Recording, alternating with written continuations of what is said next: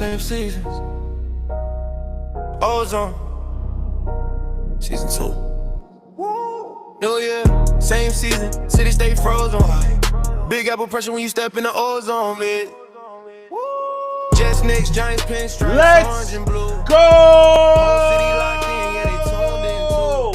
We Press are play, here. turn it up, yeah, the tone We stay are pulling. live. If it's New York sports, welcome to the ozone. SummerSlam time. Welcome to It's the your boy O. ozone. You guys officially entered the ozone. I'm here Same city, with the best co-host in the business, same super pressure. producer Dave. New York, We got our boy back, it's the ozone. Mr. Worldwide. Mr. Worldwide from the Rockin' No YouTube channel, baby. Our boy Jeremy is here, live Let's in his go. color. Guys, what's going on? What's new? For me, I just saw Spider-Man, and you'll have more of my thoughts later on in the weekly show, but I would put it as my #1 favorite Spider-Man movie of all time. That's all I gotta say. Yeah, it's up Big. there. Man, great to be back. Thanks for having me back. Actually, my second preview this week, so I am in SummerSlam mode. You I'm in the pumped groove. up.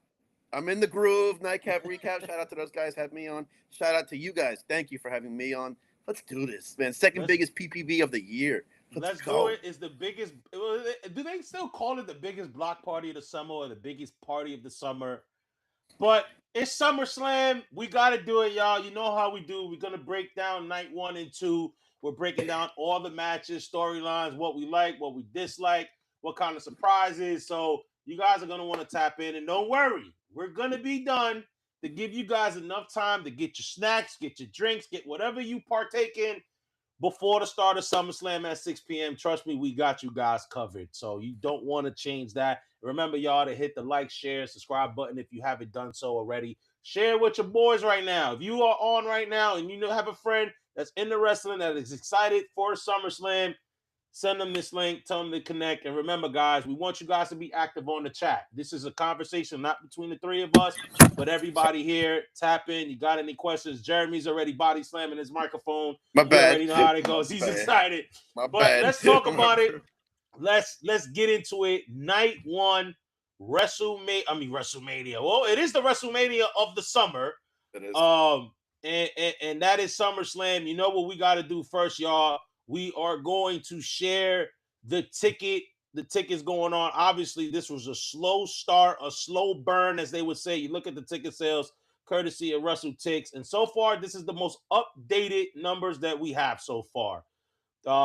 Tickets distributed 37,478. The setup is for 38,456. 978 tickets remaining. You look at here in the bottom, y'all.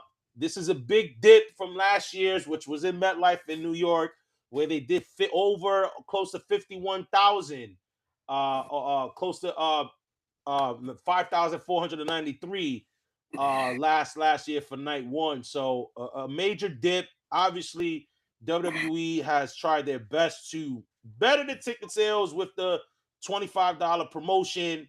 You put the Jay Jettas. I think that's still going on right now. But fellas, what did you guys think so far of what's the most telling part? I guess, is it the location that it's in Minnesota? Is it the booking? Is it just the economy with the price? What do you guys think? We'll start with you, Jeremy. Of why do you think the numbers are low or just difficult, to pick up? What I always find telling in those things is they don't tell you how many are comp tickets. Yeah. That's always a factor. But that being said, I don't know if it's location. I think for wrestling events, people will fly wherever. You're not there for the city. They say you are, but you're really not. You're there to go to the shows. I don't know. I think it's also beginning of the summer. A lot of people taking their summer vacations in June, July. They're like, why are we throwing another one now? School's about to start up again. Sometimes that's a factor, especially TKO's. Wrestling is supposed to be very family friendly these days. Right. So it's a little bit tougher. I think, the timing. I'll be curious to see how they do compared to AEW all in the end of the month in that department. Yeah. That's interesting. How about you, brother? For me, I definitely think it has to do with the pricing. The ticket pricing has definitely been something that's steadily climbed over the years with TKO, and I'm a little bit more harsher when it comes to TKO, and I think that their pricing has priced out the regular fan that can and want to go to those kind of events. So that's definitely playing a part. And then location plays a little bit. It's New York versus Minnesota, like a year removed. So you're definitely going to get more people who want to go to New York because there's more there than it is in Minnesota. I don't know what else to do at Minnesota besides Sorry, go it's to a also Vikings easier to game. get to New York. That too. Not saying there's not a major airport in Minneapolis because there is, but New York's got You would flights know from better, everywhere. right? Yeah. Yeah, Mr. Worldwide. got The flights man would. everywhere. Yeah, you would know why. And we already got our first comment. Yeah, boy Christian says I also think Minnesota is a smaller capacity. It's not. Look, I'll be honest. To quote Joakim Noah, I've never heard anyone say they're gonna go to Minnesota for vacation. Now I'm flipping. I'm flipping Cleveland. He originally said that about Cleveland. I'm switching it to Minnesota. Unless you got to go to the Mall of America. Unless you got to go to the Mall of America and stuff like that. But look, that's what they're going with. Kudos to WWE. I'm not going to front. I have been tracking the ticket prices, at least for night one. And at one point, they were hovering slightly over 20,000. So the fact that, they've been able to get to 37,000 so far, as you mentioned, Jeremy, we don't know. It could be comp. I'll tell you this, when we're going to watch it today, you're going to see a bunch of TKO affiliates in there. So I'm pretty sure it was of course. And you never know what the walk-up sales are going to be. Yeah. So look, it's $25, and I think it's still going on right now. It's a 60,000 capacity in that stadium, so you definitely can see some rearrangement. People who probably have upper seats. They're only set up for 38. So okay. I think for that right now, I don't think they can change that. Like they're currently set up for 38,000. So the setup is for 38,456. So I don't know if they I think people still have. I'm going to steal super producer over here's line. People have fatigue from the prices lately. Yeah. And this is the only way to tell if you want to tell them as a fan it's too much for me is when you don't buy a ticket. Yeah, don't like exactly. And you kind of and you're kind of seeing it. You're kind of seeing it. You're kind of seeing it with SmackDown. SmackDown did not have a good number last night. Because people are pretty much, fed up with how SmackDown's been booked. SmackDown is sort of becoming a redheaded stepchild once again.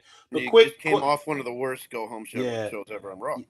Raw, it was bad. It was bad. How do you screw up the unscrewable? But they found it. I'm gonna share one more thing because this is the benefit of having two wrestling companies. One might, they're gonna sometimes be a little petty. And AEW has purchased a digital board to advertise Dynamite right across the street from the US Bank Stadium where SummerSlam is going to be held. So they did that in Vegas too. At the airport. I don't know. I'll be honest. I don't know how much that tactic works because people that go to SummerSlam probably watch AEW anyway, or they don't. What I mean? Or they don't. Or they don't. You know what I'm saying? Because no one's ever said, "Gee, I'm going to tune in this week because I saw this billboard." Right, exactly. A lot of people who show up to WWE events are not like wrestling fans. They just like the product of WWE and what they know. WWE is the only company that has fans that are a lot of them that are just exclusive to them only. Casual, very like casual to just that product. Casual, or they're diehard wrestling fans, but they have this rule that I don't watch anything outside of here. Right. Yeah. TKO priced everybody out, even nosebleeds at the Barclays were high 300s. No, I agree. It's expensive, man. When you look at everything, the T-shirts, people merchandise. Still resent going to Saudi for Mania. Yeah, and that too. And there's a backlash from that. Yeah. Before we get to the card, real quickly, what did you think of WWE's contingency plan with the United States, with I guess fans in the U.S. that they're doing watch parties for the night of WrestleMania to compensate for them being in Saudi Arabia? What do you think of that? Can you explain the terms? So you didn't hear about that? So Madison. So the day Saturday Night Main Event, when Roman Reigns, Jalen Brunson, everything, they did all that thing. Okay. WWE announced that they're gonna have a watch party at Madison Square Garden at the theater the night of WrestleManias 1 and 2. So people can go and watch it there, and obviously it's it's a way to, hey, we don't have Mania in the States, so you can go to Madison Square Garden and watch it. Now I don't know if they're gonna do it in other major cities, but so far WWE hasn't. So that's a WWE run event. It's a WWE. So they might have a party. wrestler or two there too. They might have some that's not on the card. Yeah, show up. Yeah, So do an appearance there. You know, I know a lot, and I only mention that because we talked about how AEW is petty. I think AEW still has some. You know, they could still run an event that weekend, and I think would be really beneficial. I think it would be beneficial for them, but WWE can always take the booking over them. They might just run an NXT show there just to say and lose money. That is very true. That's what they should do. Match the days. Yeah. All right. Chris is rolling, man. He said, you mentioned merge, WWE charging high for low quality shirts, and now you have Civil Regime and Complex dropping what is it? Hold on. The comment went away. Oh, they're collaboration shirts. They're dropping mega heat every time a big show is in there. Yeah, I think I'll be honest, that I think the collaboration shirts that WWE's been doing is actually better than the designs that WWE are coming up with. That's for sure. Yeah.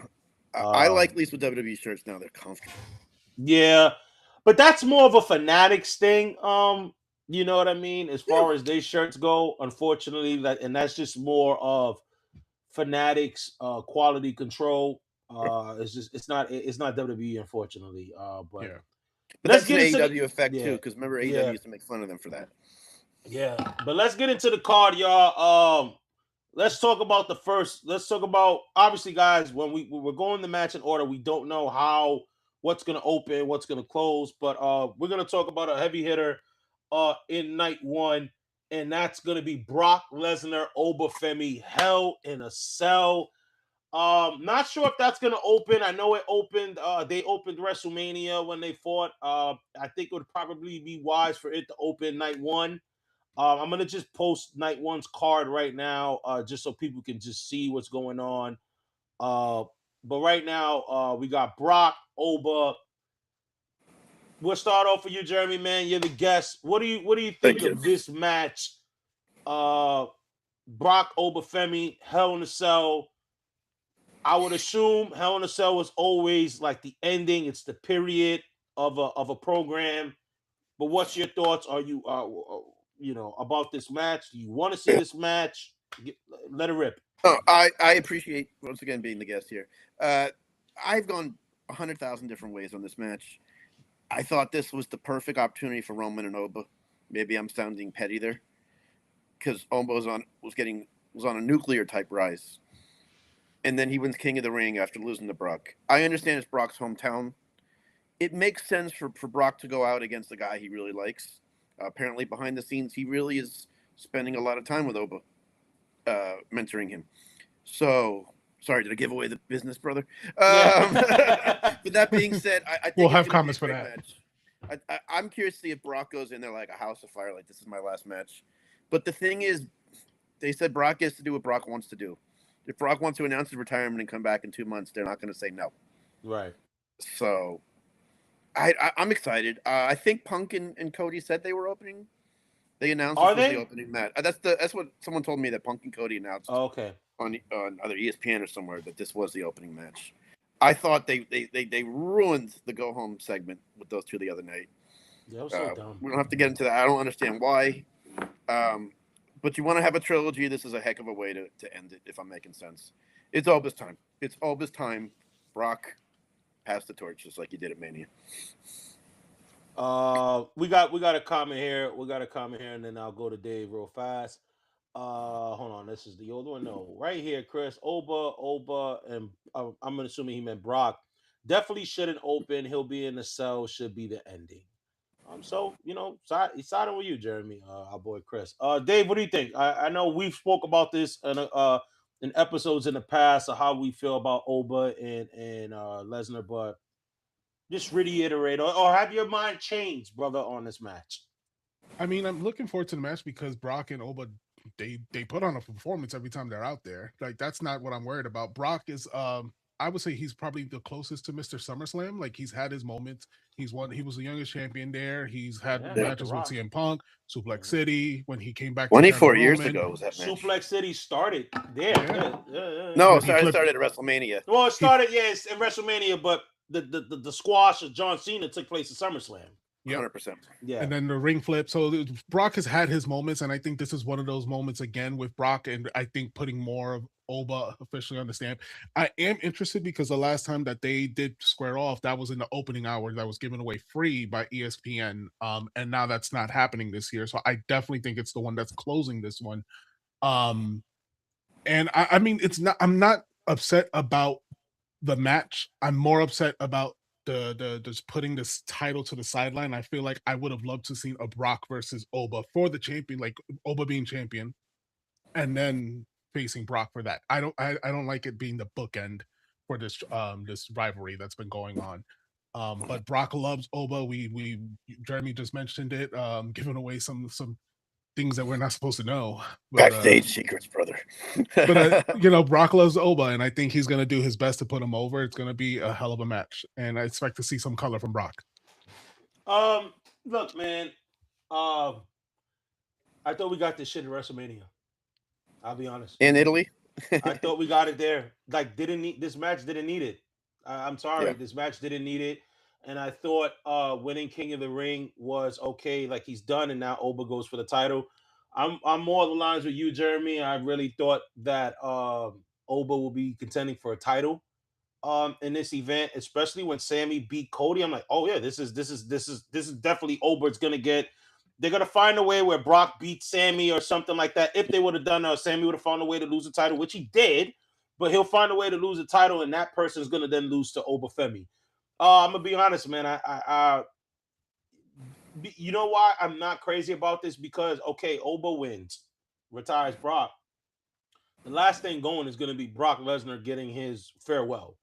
It's not gonna be about Oba Femi, and that's what I don't. That's like. okay. That's okay though, because that's what happened in Mania. Yeah, but this moment should be about Oba. I feel like SummerSlam should be about Oba winning. Yeah, but the torch getting passed is still a. It'll be. Is it? But then it's similar to like what you said though, Jeremy. Like then Brock can easily come back and then go feud with Roman Reigns in 2 months. Because Brock's a wild card. You know what I mean? And so that's what I don't like is. I'm sorry, Omar, but what upset me is he wins King of the Ring.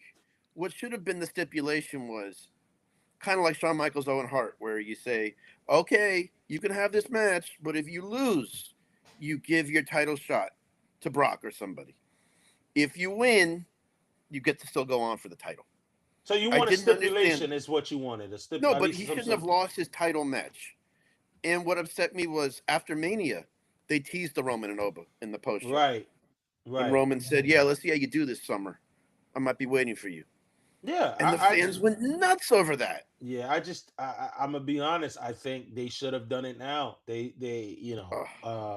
Oba should be competing for the title. Look, you can never go wrong. It's gonna be an entertaining match between Brock and him in a Hell in a Cell. Two strong guys. They're gonna beat each other to death in a cage. I just thought this should have been more 2002 Brock Lesnar Rock, where Oba is going against the established megastar in a Roman Reigns or even a Cody Rhodes, run it back from their Saturday Night Main Event rematch, and then that's putting the rocket ship 100%. on Oba.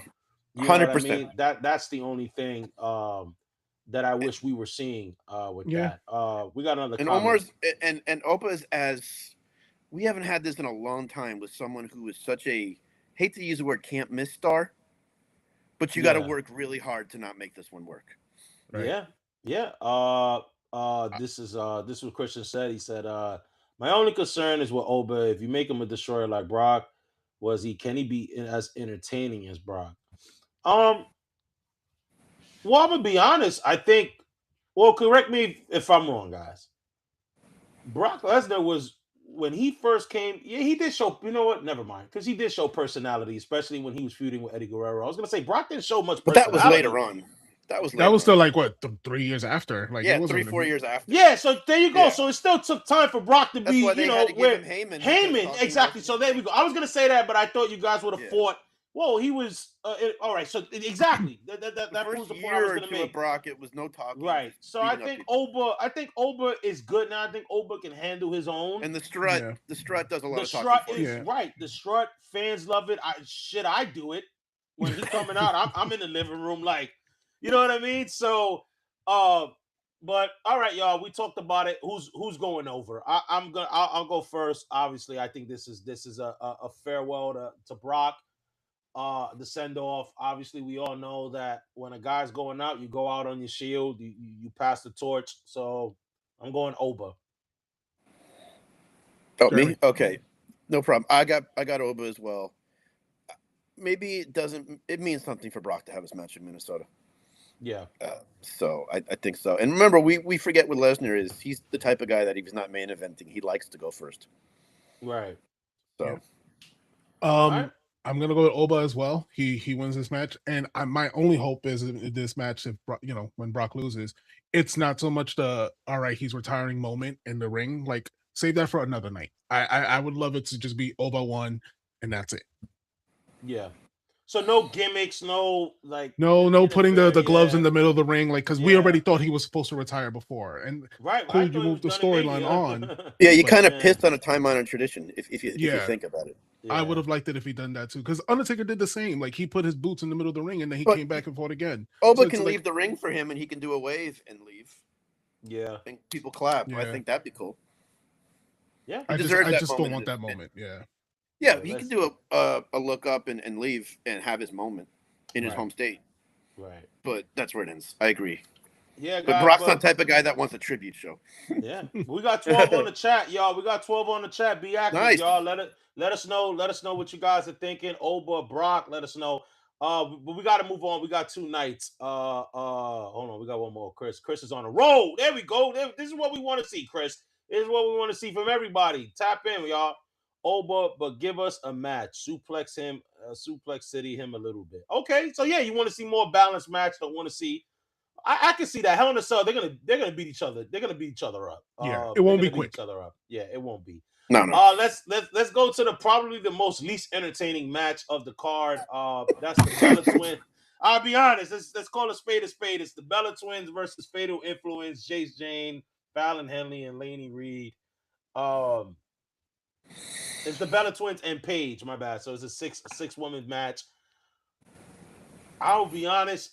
I have no idea what the storyline is. I do know that Paige teamed up with Brie when Nikki got hurt. They were teaming up for a little bit, and now the 3 women are together. But I guess the OGs will win. I'm just gonna go with the winner. I'm not even gonna try to dissect this. I go Bella Twins, Paige, whatever. This is my bathroom break. This match. Yeah. No disrespect to any. No, of them. it is. It's This is my re what up snack on am I the gonna have? sandwiches or whatever. No, that's 100%. This is a snack break, bathroom break match, like in the old days with the Diva matches. Yeah. So I'm Unfortunately, with you it there. is. This is the. If this is not a swing belt match, I don't know what the definition of that is anymore. Yeah. This is definitely gonna be the match, the clean the palate from a hot match. In between, it's gonna be. Yeah.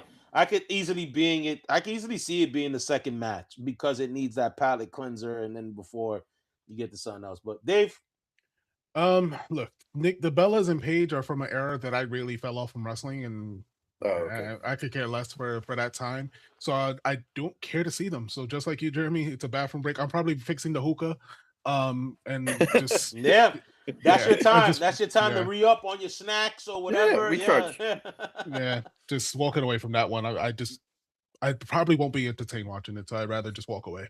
Or do we call it a social media match now? Or we just check our phones? Okay. Yep, exactly. But Liv and EO, I think is gonna be a match of the night. All right, we're gonna get to that, Chris. We're gonna get to that. I think Paige carries the match. No, look, Fatal Influence, they're not bad. But yeah, nobody's. This is the new Bella school versus Twins the are old school. Bella Twins are Puerto Rican, so we gotta root for them. I ain't gotta root for nobody. They're Mexican. They're like probably 1% Puerto Rican. If that, I don't even know. They're Everybody's trying to be Puerto Rican now because of Bad I watch Bunny. Total Divas. They are Mexican. Yeah, I just found out. I just found out Howie from the Backstreet Boys is all of a sudden he's Puerto Rican. So Yeah, like, he doesn't know how. He doesn't know what a coquille sounds like. My wife showed me. Yeah, I saw the video. I knew he Cuckoo. I've never heard of Coquigo like that. So Yeah, He's got a so business now with that. yeah, so yeah, hey, listen. All right, we're gonna move on. This is all right. So this is probably the match I'm most excited for when it comes to night one, and that is Gunther versus Nick Aldis. I'm a Nick Aldis fan. Loved him as Magnus in TNA. Loved his run as the NWA champion, the national treasure. I think he was coining himself as when he was the NWA champion for all them years. Loved the match he had with Cody Rhodes in the original All In. I'm more happy to see this match because Nick Aldis is a good wrestler who I felt you brought him into WWE and you brought him in to be management, and I didn't like that from the beginning. I thought he should have been a wrestler full time. So I'm excited to see this, and I like where the story went. The story made a little sense. He Gunther was being very disrespectful of him and disobeying the rules and that sort of thing, and all this got his get back in Saturday night's main event, causing him and Sammy the tag match that would have put them into the main event, would have put them in that world title match. And I like it. I'm excited for this match. I think it's gonna be heavy hitting. If you've ever watched a Nick Aldis match, he can heavy hit as well as with anyone, and we all know Gunther likes to chop and make things brutal. So this is going to be a very great hard hitting match. I'm excited for it. Dave, we'll start with you. What do you think? look, I am one to admit I have no idea what Nick Aldis brings to the table. I've never watched a match of him in my life, but I Tell defer us how to you you. really feel. Yeah, but and it's not my. I just wasn't into it. But Wells and Omar have done a good job of telling me how good he was, especially in his TNA run. So I'm gonna take his word. I know Gunther. Gunther is definitely gonna put on a banger of a match. And if Nick Aldis lives up to what you guys have hyped him up to be, then I'm looking forward to this. It's gonna be a good match. I'm gonna default to Jeremy. You may know a little bit more about Nick Aldis than I do. No, I followed his career a little bit, but I got to Yep. shout my friends out actually from the nightcap recap. This was a match that I wasn't paying as much attention to as other people. They got me more hyped for this match, and the more I thought about it, I said, if I'm punking Cody, I don't really want to follow this match Yeah. because I think Gunther has something to prove. He hasn't main evented a show since the Cena match. I think he wants to go out and say, yeah, this is what I'm about. Put on a 5-star banger. I think Aldis can be up to the task. This could be his only match in WWE if you think about it. Yeah. What I found interesting was him being a GM. There was no stipulation for this match. So I think they are thinking possibly a second or a third. Right. So that's what I'm curious about. I think Gunther really, he's a company guy and so good in the ring, but I think he feels like he has something to prove in this match because he hasn't really got the push that you think you'd get for retiring John Cena and AJ Styles. Exactly. So And maybe I funny- rambled a little bit in my answer there. But No, that being no, said, for sure. I'm a lot more excited for this match than I was. And the storyline, they have done a good job building this matchup. Yeah, I thought so. Funny enough, they have said that Nick Aldis is actually younger than Punk. I think he's like the same age as Cody. It's like, you know what I mean? And they make it seem like, he's this old GM. But no, man, Nick Aldis. If there's any one match I can recommend, Nick Aldis, it would be two: Nick Aldis versus Cody All In, or Nick Aldis versus AJ Styles, champion versus champion in TNA. Is one of AJ Styles' last matches in TNA. That was a banger as well. Shout out to Omar for putting us on because I had no idea. You're welcome. I would say this, man. I hope Nick, and this is the only thing that I have a little bit of fear is that there are so many people, no fault to them, like Dave, Chris, that are not familiar with Nick Aldis, that I hope he gets that reaction that he deserves. I hope he gets that reaction because he put a lot of good work outside of WWE, and then all people know him in WWE as a GM, which he's been great at. So it's kind of like, I'll be honest, just get sidetracked very little. It's like how I thought of Michael Hayes. As a wrestling fan, I known him as Doc Hendricks. Like, he was the announcer.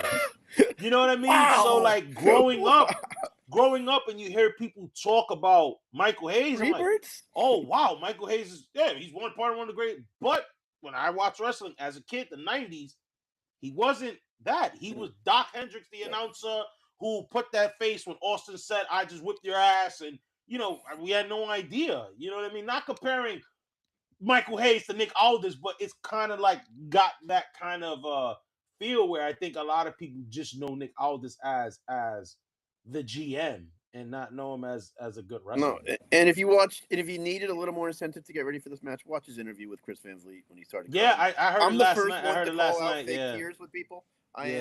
I thought those were legit when he said this yeah, could be yeah. my shot. I didn't see it. I actually heard the audio version. Which guys, we are available on audio platforms, Let's Spotify and Apple Podcasts. Right. So Putting you you already over know what there. to do. Then you Download. already know what to do. All right, so who's winning? I got Gunther.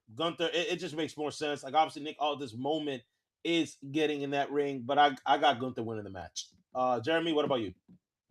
I know we don't know the match placement. Right. I'd like to see how the nights go usually, and then I can also say. That being said, I think it makes sense for Gunther to go over. Yeah. He's your monster. He's the guy you got to be banking on for future main events. He's not getting younger either, believe it or not. Right.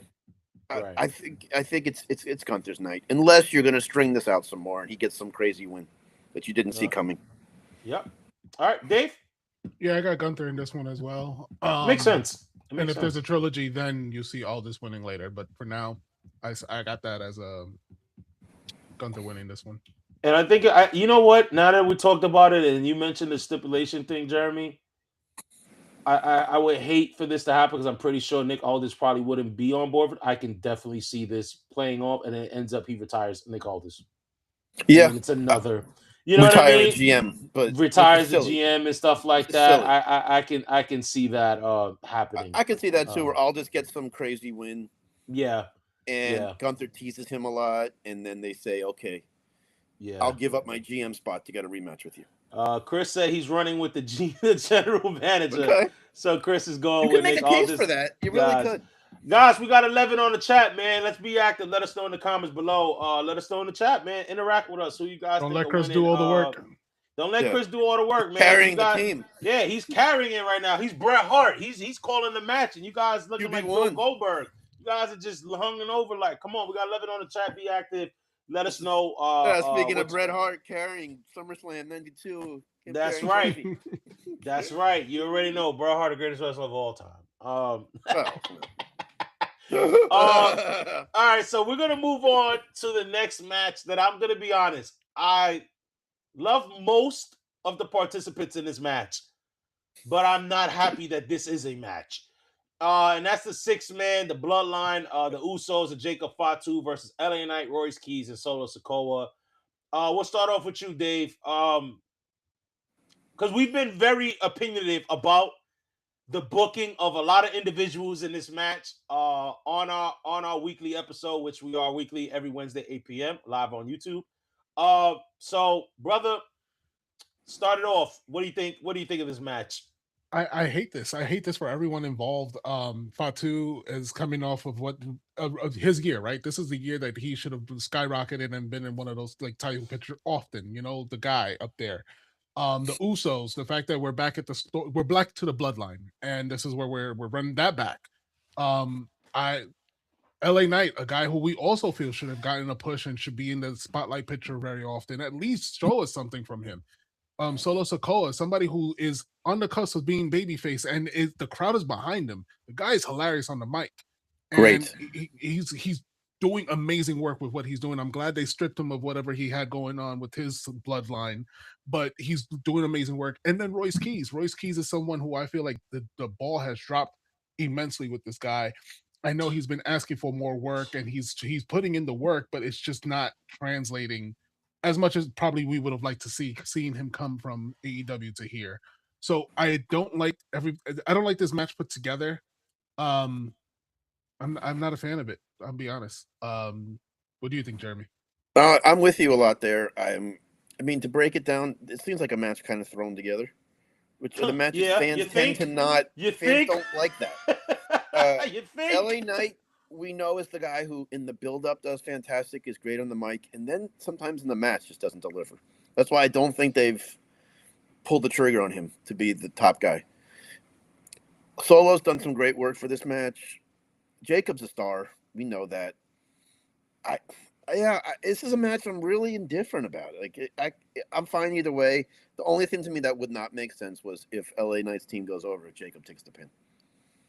That's you know who's something where taking I'll the go, pin you if found a they way to make this even It's worse. Jimmy. if the bloodline loses, That's what we Jimmy's know there who's for. taking the pin. It's Jimmy. It's Big Jim. Yeah, you're It's getting Big the Jim, payday like- that you don't really deserve. Yeah, the guy's out of But shape. he's been Like, good on the mic lately. Yeah, I'm gonna be honest. Like, I'm sick of him, dog. Jimmy? Yeah, I like I think was Jay's watching. work rate has gone down lately. Yeah, but you know what? I'm not one to talk, but I'm a big like physique guy when it comes to wrestling, right? Like I feel like you got a job, like unless you're like you're like Big Daddy V and that's your Or gimmick, Kevin Owens. or Kevin Owens, bro, get in shape, dog. Like I'm looking in the ring and it's Jay Uso is Jay, and it's like, bro, Jay Uso put in the work. He Jay looks like $1 Uso million looks bucks. phenomenal. Yo, Jimmy Uso, he's wearing tight joggers. He got on a tight shirt. He's got the side pooch going on. It's like, bro, honestly, put the goddamn work in. Like, put the work in your physique. Jacob Fatu, he's putting the work in. He's got abs showing. Like, guys are like really busting their ass to get into shape. And you got a dad bod, and I don't think you're the dad. No, I don't think like you're that. a dad yet. Yeah, your wife is the pregnant one, not you. Yeah, Listen, you know what I'm saying? but that being said, Kevin Owens is hopefully coming back this weekend. And he's put in the work in the gym. Right. If you see him, you're going to be surprised. And Kevin Owens has lost weight. You look at Kevin Owens when he got brought up at NXT, even from a couple years ago. Kevin Owens has lost weight. Obviously, you don't expect Kevin Owens to look like Bobby Lashley. No, but Kevin Owens is a cardio machine in the ring. Kevin Owens put the work in. This guy looks like a lazy bum. He don't even got his braids right. His braids look busted. I'm like, Jeremy, Dave and I are from the Bronx. He looks like a regular Bronx dude. He does. That's like, bro. The thing is, Kevin Owens, that's just his body type. He wouldn't look any other way. But he's put. He'd look weirder. Kevin Owens would look weirder if he ever did try to get into like and Kevin Owens would look very weird if he came out looking like Bobby Lashley or Dolph Ziggler. Shorts and the T-shirt. But Kevin Owens does put the work in. He just in different ways. Right. Sami Zayn too doesn't look. Sami Zayn will always have a little bit of a gut, a little bit, but he's always in shape. But he's in Jimmy shape. Uso does not. And he can Jimmy Uso looks like a guy on the street. He does. Is and what his I'm trying work to say. rate in the ring sucks. Kevin Owens can go for 3 hours. I don't care if he looks 300 pounds. Right. He has that just God-given ability. Jimmy doesn't. Right. I'm with you. Yeah, you got me really on that topic. Yeah. Absolutely. Thank you. I think Fatu and Solo would have cooked. Honestly, I want Jimmy versus Knight. Are you sure you want Jimmy or you mean Jay? Because we just talking about we don't want Jimmy, Chris. Oh no, he put it. No, I'm over Jay and Roy. Sorry. Damn.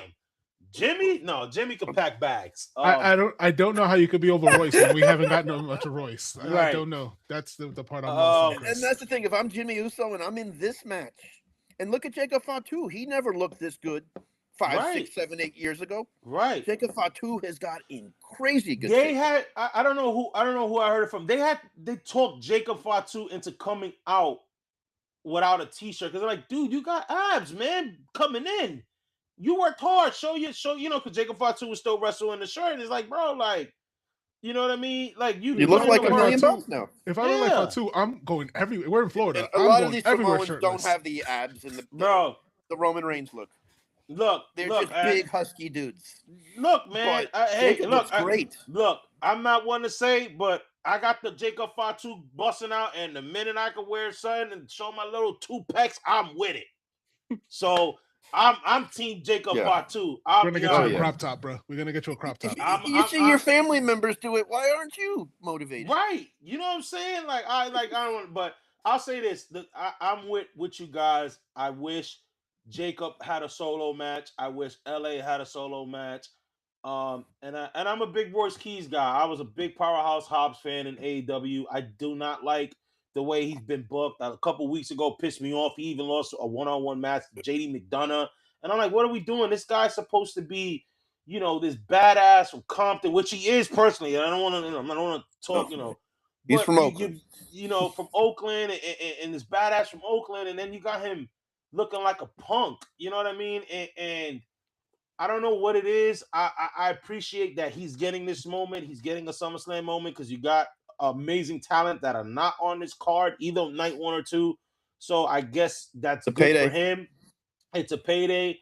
But I think Solo Jacob Fatu would have been a better one-on-one match, as Chris touched on. But I just think they just threw all these guys together, get them on the card, and the only reason why I say a lot of these guys should have had one-on-one matches because when we get to night 2, there are a lot of matches that don't need to be on SummerSlam that you could have given these guys in this 6-man match, one-on-one matches that I would gladly take over most of the matches that's going to take place at night 2.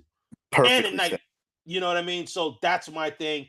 But as far as who's winning, I LA Knight, I'm going with the old Vince McMahon booking.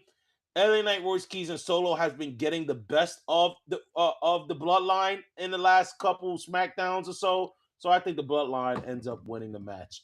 Jeremy, who do you got? I'm gonna go with LA Knight's team because it's a different time with the bloodline.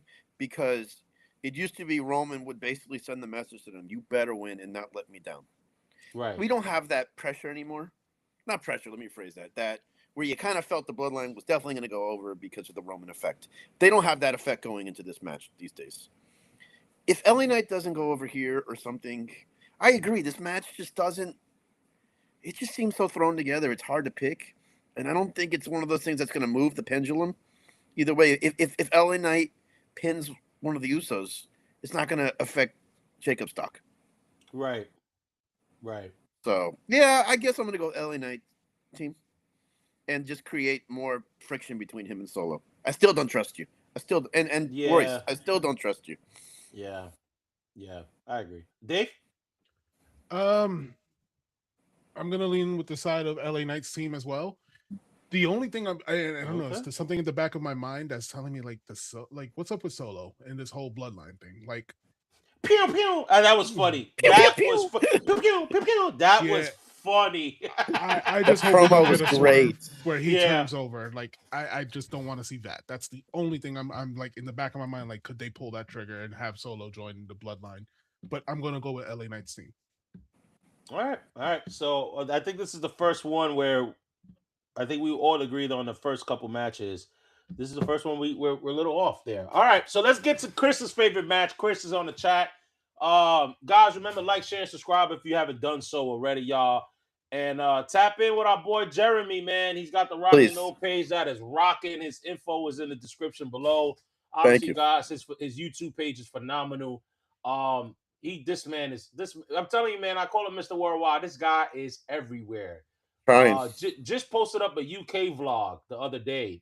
Phenomenal, brother. Good work. Thank you. Good work. So, guys, remember to tap in and subscribe to his page if you haven't done so already. But let's get to the women's the WWE Women's World Championship match. Liv Morgan, who has been a champion for 100+ days with 0 title defenses, is finally my small detail. Yeah, go ahead. Yeah, against Io Sky. Io Sky won the Queen of the Ring tournament. I agree with Chris. Maybe not so much. Maybe match of the night. You know what? It could be the match of the night. Looking at this card, it could be. Very much will be. I still lean towards Gunther, Nick Aldis, but this is going to be a good match. Io Sky versus Liv Morgan. I'll just say this. Although I love Io Sky, I thought her championship run was a little blah. And I think we all want to see your girl Dave, Stephanie Vaquera, come back and compete with Liv. So I'm going to pick my winner real quickly, and I'll let you guys go. I think Liv Morgan should win. I think she will win. I want to keep Liv Morgan world champion until Stephanie comes back and let them go at it once more. But Dave, what do you think? I have no doubts about this match being good. Liv can go, Io can go. She's not my favorite, but I know the girl has talent and she's great. She's badass. Yeah. So I have no doubts about the match. It's more so just I see Liv winning this one, and because of the same reasons that you said. I think Stephanie Vaquera is the big picture for Liv, and I see that probably being the SummerSlam match. I think we get Liv champions till then. I'm also behind you on the match of the night. I think this could be very much the match of the night if Gunther and Aldis don't do it. I'm wondering if this match is an effect of Rhea's injury.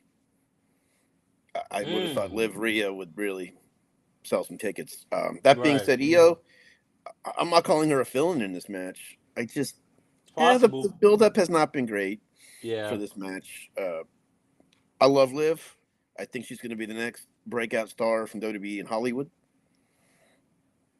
So I'm just going to go with Liv. I don't know what her schedule is. I don't care. Yeah, the only thing, her laugh is annoying as hell, bro. I could get over that really quick. I can get over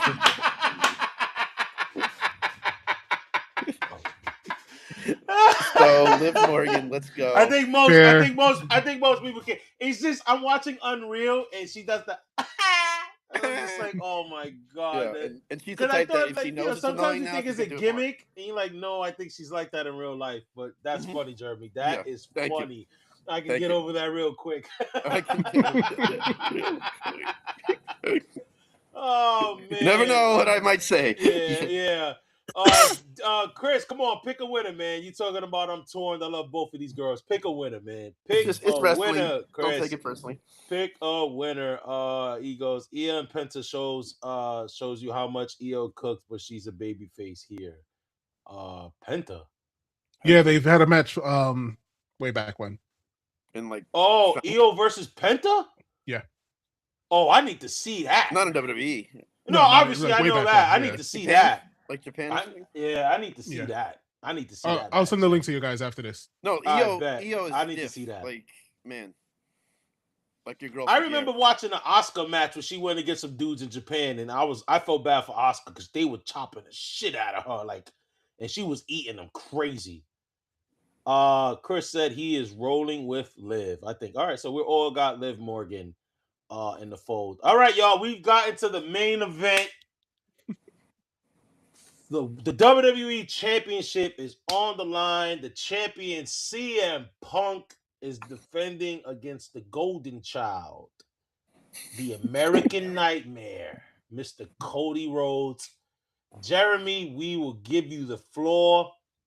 What's your thoughts on this match? Everything. I see why they're doing it. I think this would have been great 2 years ago. Yeah. That being said, I'm curious if they're going to just swerve us in some way. Not with whoever goes over, but a heel turn. Both title matches are babyface this year, which I have no problem with. I know I'm rambling here. Every time I always like to qualify with someone's schedule because Cody's part of the Street Fighter crew. Mm-hmm. And who knows what his schedule is going to be. That makes a lot of sense, too. Yeah, you're right. So I always, but if we don't know, we can't think about that. But I do it anyway. I'm over Punk. I'm not a Punk guy. So Cody's my boy, and just out of being a bigger fan, I'm just going to go with Cody. But I do think it's going to be a good match. I do. Okay, so who do you have winning? Oh, Cody. All right, Cody. So Cody's winning. I'd rather be wrong on this one. We got Beavis versus Butthead. Seems to be the meme going on. Pop. Honestly, I'm over both of these guys, and it's not so much of like their wrestling. It's more so just them being in the main picture constantly. I did have a rebuttal a few weeks ago about Punk being a part-time guy. He's not a part-time guy. The guy's always there. Even if he's not on there, he's on the mic. But I'm just tired of them being the title picture. So I'm gonna lean with Punk winning this one too. Sorry, you said Cody, right? You're a Cody guy. I'm gonna lean with Punk winning this one. Because of the reasons you said. Because of the schedule. Cody's gotten a little stale. As much as I love the guy, I'd love a heel turn. If that's happening, then I'm all for it. I've been asking for this heel turn for 2 years. So if we get that now, then I'll be happy. But I got Punk winning. All right, the Shield 2.0. Okay, I don't know what that means, but elaborate. Chris said I might be crazy, but I'm over both of them. It's like super friends beefing. I'll put it like this, and this is a perfect segue. This is a perfect segue to what I want to say. Guys, we got 17 on the chat, man. Tap in with y'all. Tap in with us. We're talking the main event now. I just don't believe this whole friendship gimmick that they're doing in the storyline. I think it's very weak. Obviously, I think they accelerated this process in getting Punk and Cody to main event SummerSlam because everything just feels forced. You know, they're talking the friendship. Oh, I love you, but I still hate you, and this like it just doesn't make sense. This feud needs someone to be a heel. It just needs. They just pull Yeah. the trigger on Cody already. Because let's be honest, you even if you watch their promo yesterday and Cody hits his stick, what do you want to talk about? The fans are chanting CM Punk. The fans are chanting CM Punk. So don't go against the grain. Let Cody win on some dirty tactic, whether it's a simple as a low blow. Let him do it and just run it. Now I think you'll add a little bit more sizzle to the steak if you have a heel Cody now. Um, with Punk But would chasing. they It's would they always be willing to let him be a heel on the Street Fighter that's promotional tour? that's the question. Yeah, I don't know. Yeah, that's a great question. Like, you know what Yeah. I mean? But I'll be TKO is honest. so Hollywood driven.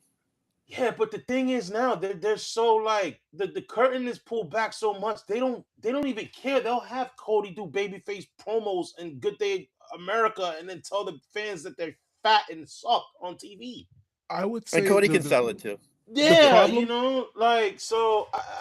I think that when it comes to that part, all I'm saying is they needed something. This Oh, feud needs someone to be healed. It's yeah. not strong enough to just live off. Oh, we're best friends. Nobody gives a shit because when I think of best friends, I don't think Cody and CM Punk. I'm gonna be honest. I just don't. No, no, I I don't agree. think And best friends. I So also think they're also. I'm sorry, they're also giving Cody some control here to say you yeah, have to give the final thumbs up on doing it. They're not right. just going Yeah, to say you're doing it tomorrow and good luck. it's He has it's. enough pull where he can be the final decision. I think the problem is what Jeremy said. It's a TKO thing. I think if it wasn't TKO managed, I believe that Cody would have turned heel a long time ago. But because he's their cash baby, he's the one who brings in the merch for them. Like, especially like you said in this Street Fighter tour run that they're about to do soon. Why would you want to turn that guy, heel during that run? You would want him to be the face. You would want him to be out there promoting with the Roman As Reigns because he's champion. also in the movie. Yes, because he's also in the movie with Roman Reigns as well. So Right. like you would expect him. All right, we already know Roman's what is he like in between? Tweener? He's not a Tweener. tweener. Yeah, so you gotta have the face during that run. So I Yeah, think this would have happened a long time ago if TKO wasn't involved. If Cody is cool with it. yeah. I Me got too. Cody winning a heel turn would be great. Screw that. Let Cody talk about Punk's talk. That'd probably be a little bit more compelling than because it's like even when he hit the Dusty line, it didn't hit.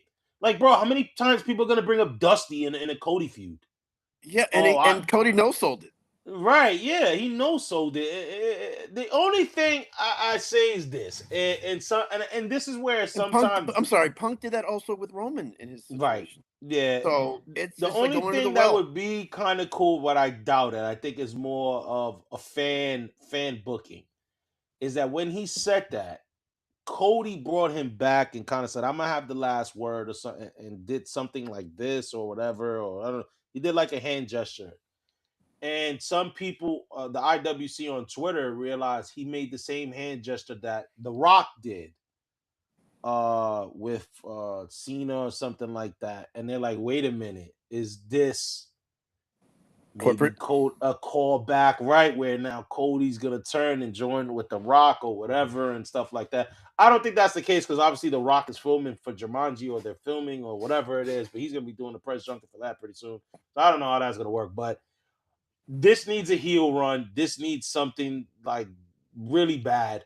So I'm going to pick the winner. I think I'm gonna go with Cody Rhodes in the most dickish and excuse my French ways of winning this Wow. match. Maybe finally we get a heel Cody Rhodes. I mean, wouldn't that be great to go into night Yeah. 2 with a buzz from that? Yeah. Yeah, Yeah. If you I think think you about need it, it. night 1, what a way to close. You gotta end night 1 in some type of Yeah, I like think last they year. need You it. I nailed think it they with the need Seth it. Rollins cash in. You nailed it last year. Yeah. I hope Yeah. they say we gotta up the ante now. Yeah. There's no But football now. yeah. There's no World Cup. You got all eyes on you tonight. Okay, so let's talk about it before we go on to night 2. You're hearing reports. Kevin Owens is ready to go. Randy Orton ready to go. And that these guys are lined up potentially feud with Cody, Punk, vice versa, or whatever, going forward. Do you think we get any surprise And we could go back to any of the matches that we covered in night one.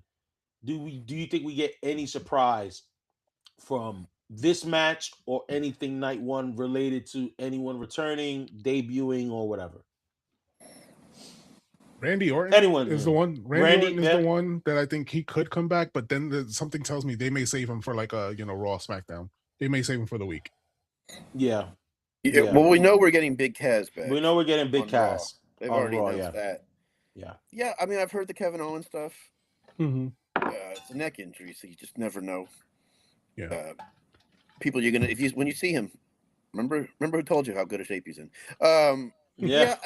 Drew McIntyre, always one of those guys lurking. Oh, yeah, that's right. Yeah. He's been on his break. Not for injuries, it's just time. I saw a list of like healthy wrestlers that's not on the card. He was on it. Like him, Becky.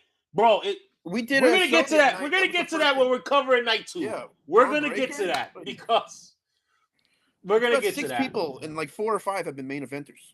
Yeah. Crazy. So I think I love a good return at a pay-per-view. Yeah, of course. I don't care it's in a stadium if the pop gets affected a little. I just don't. Yeah, I would love to see it. Yeah, make night 1 on some type of surprise. Yeah, I would love to see. Kevin Owens help. I don't know. But I always wonder if WWE leaks that stuff for it not to happen. Yeah. Help Cody or Punk? Help Cody. I would love for him to help Cody. I would love a Punk Kevin Owens feud. Don't they have like not beef, but he never liked him in ROH or something? Who? CM Punk. Kevin Owens. Yeah, because if you think about it, Kevin Owens is more. Everybody. He's with the Bucks. He's good friends with the Bucks. He's still those guys. So is Cody. Right. So and they hinted at that. Remember their AEW days without saying it. Yeah. Oh yeah, they did. Yeah. But I agree with you that you did mention about this. This is 2 years too late with the Cody and Punk was hurt then, so I understand. But and I'm not gonna front. I was even thinking about it like how AEW never did it, but it is what it is. But I'm surprised they went babyface matches for the title matches. Yeah, so I love it. All right, y'all. But let us know what you guys think of night 1. What's gonna be the match that you're looking forward to most? I think all of us shared which match we're going to forward. But guys, before we get into night 2, we just gotta let you guys know that this episode of the Ozone is brought to you by Splex One, a certified minority business delivering web development, video production, media services for government and the public sector clients. Splex One is also involved with a growing media portfolio, including Commercio TV, Tarima TV, and Splex No. We appreciate their support, and we thank you all for tuning into the Ozone. Guys, we will see you in 30 seconds.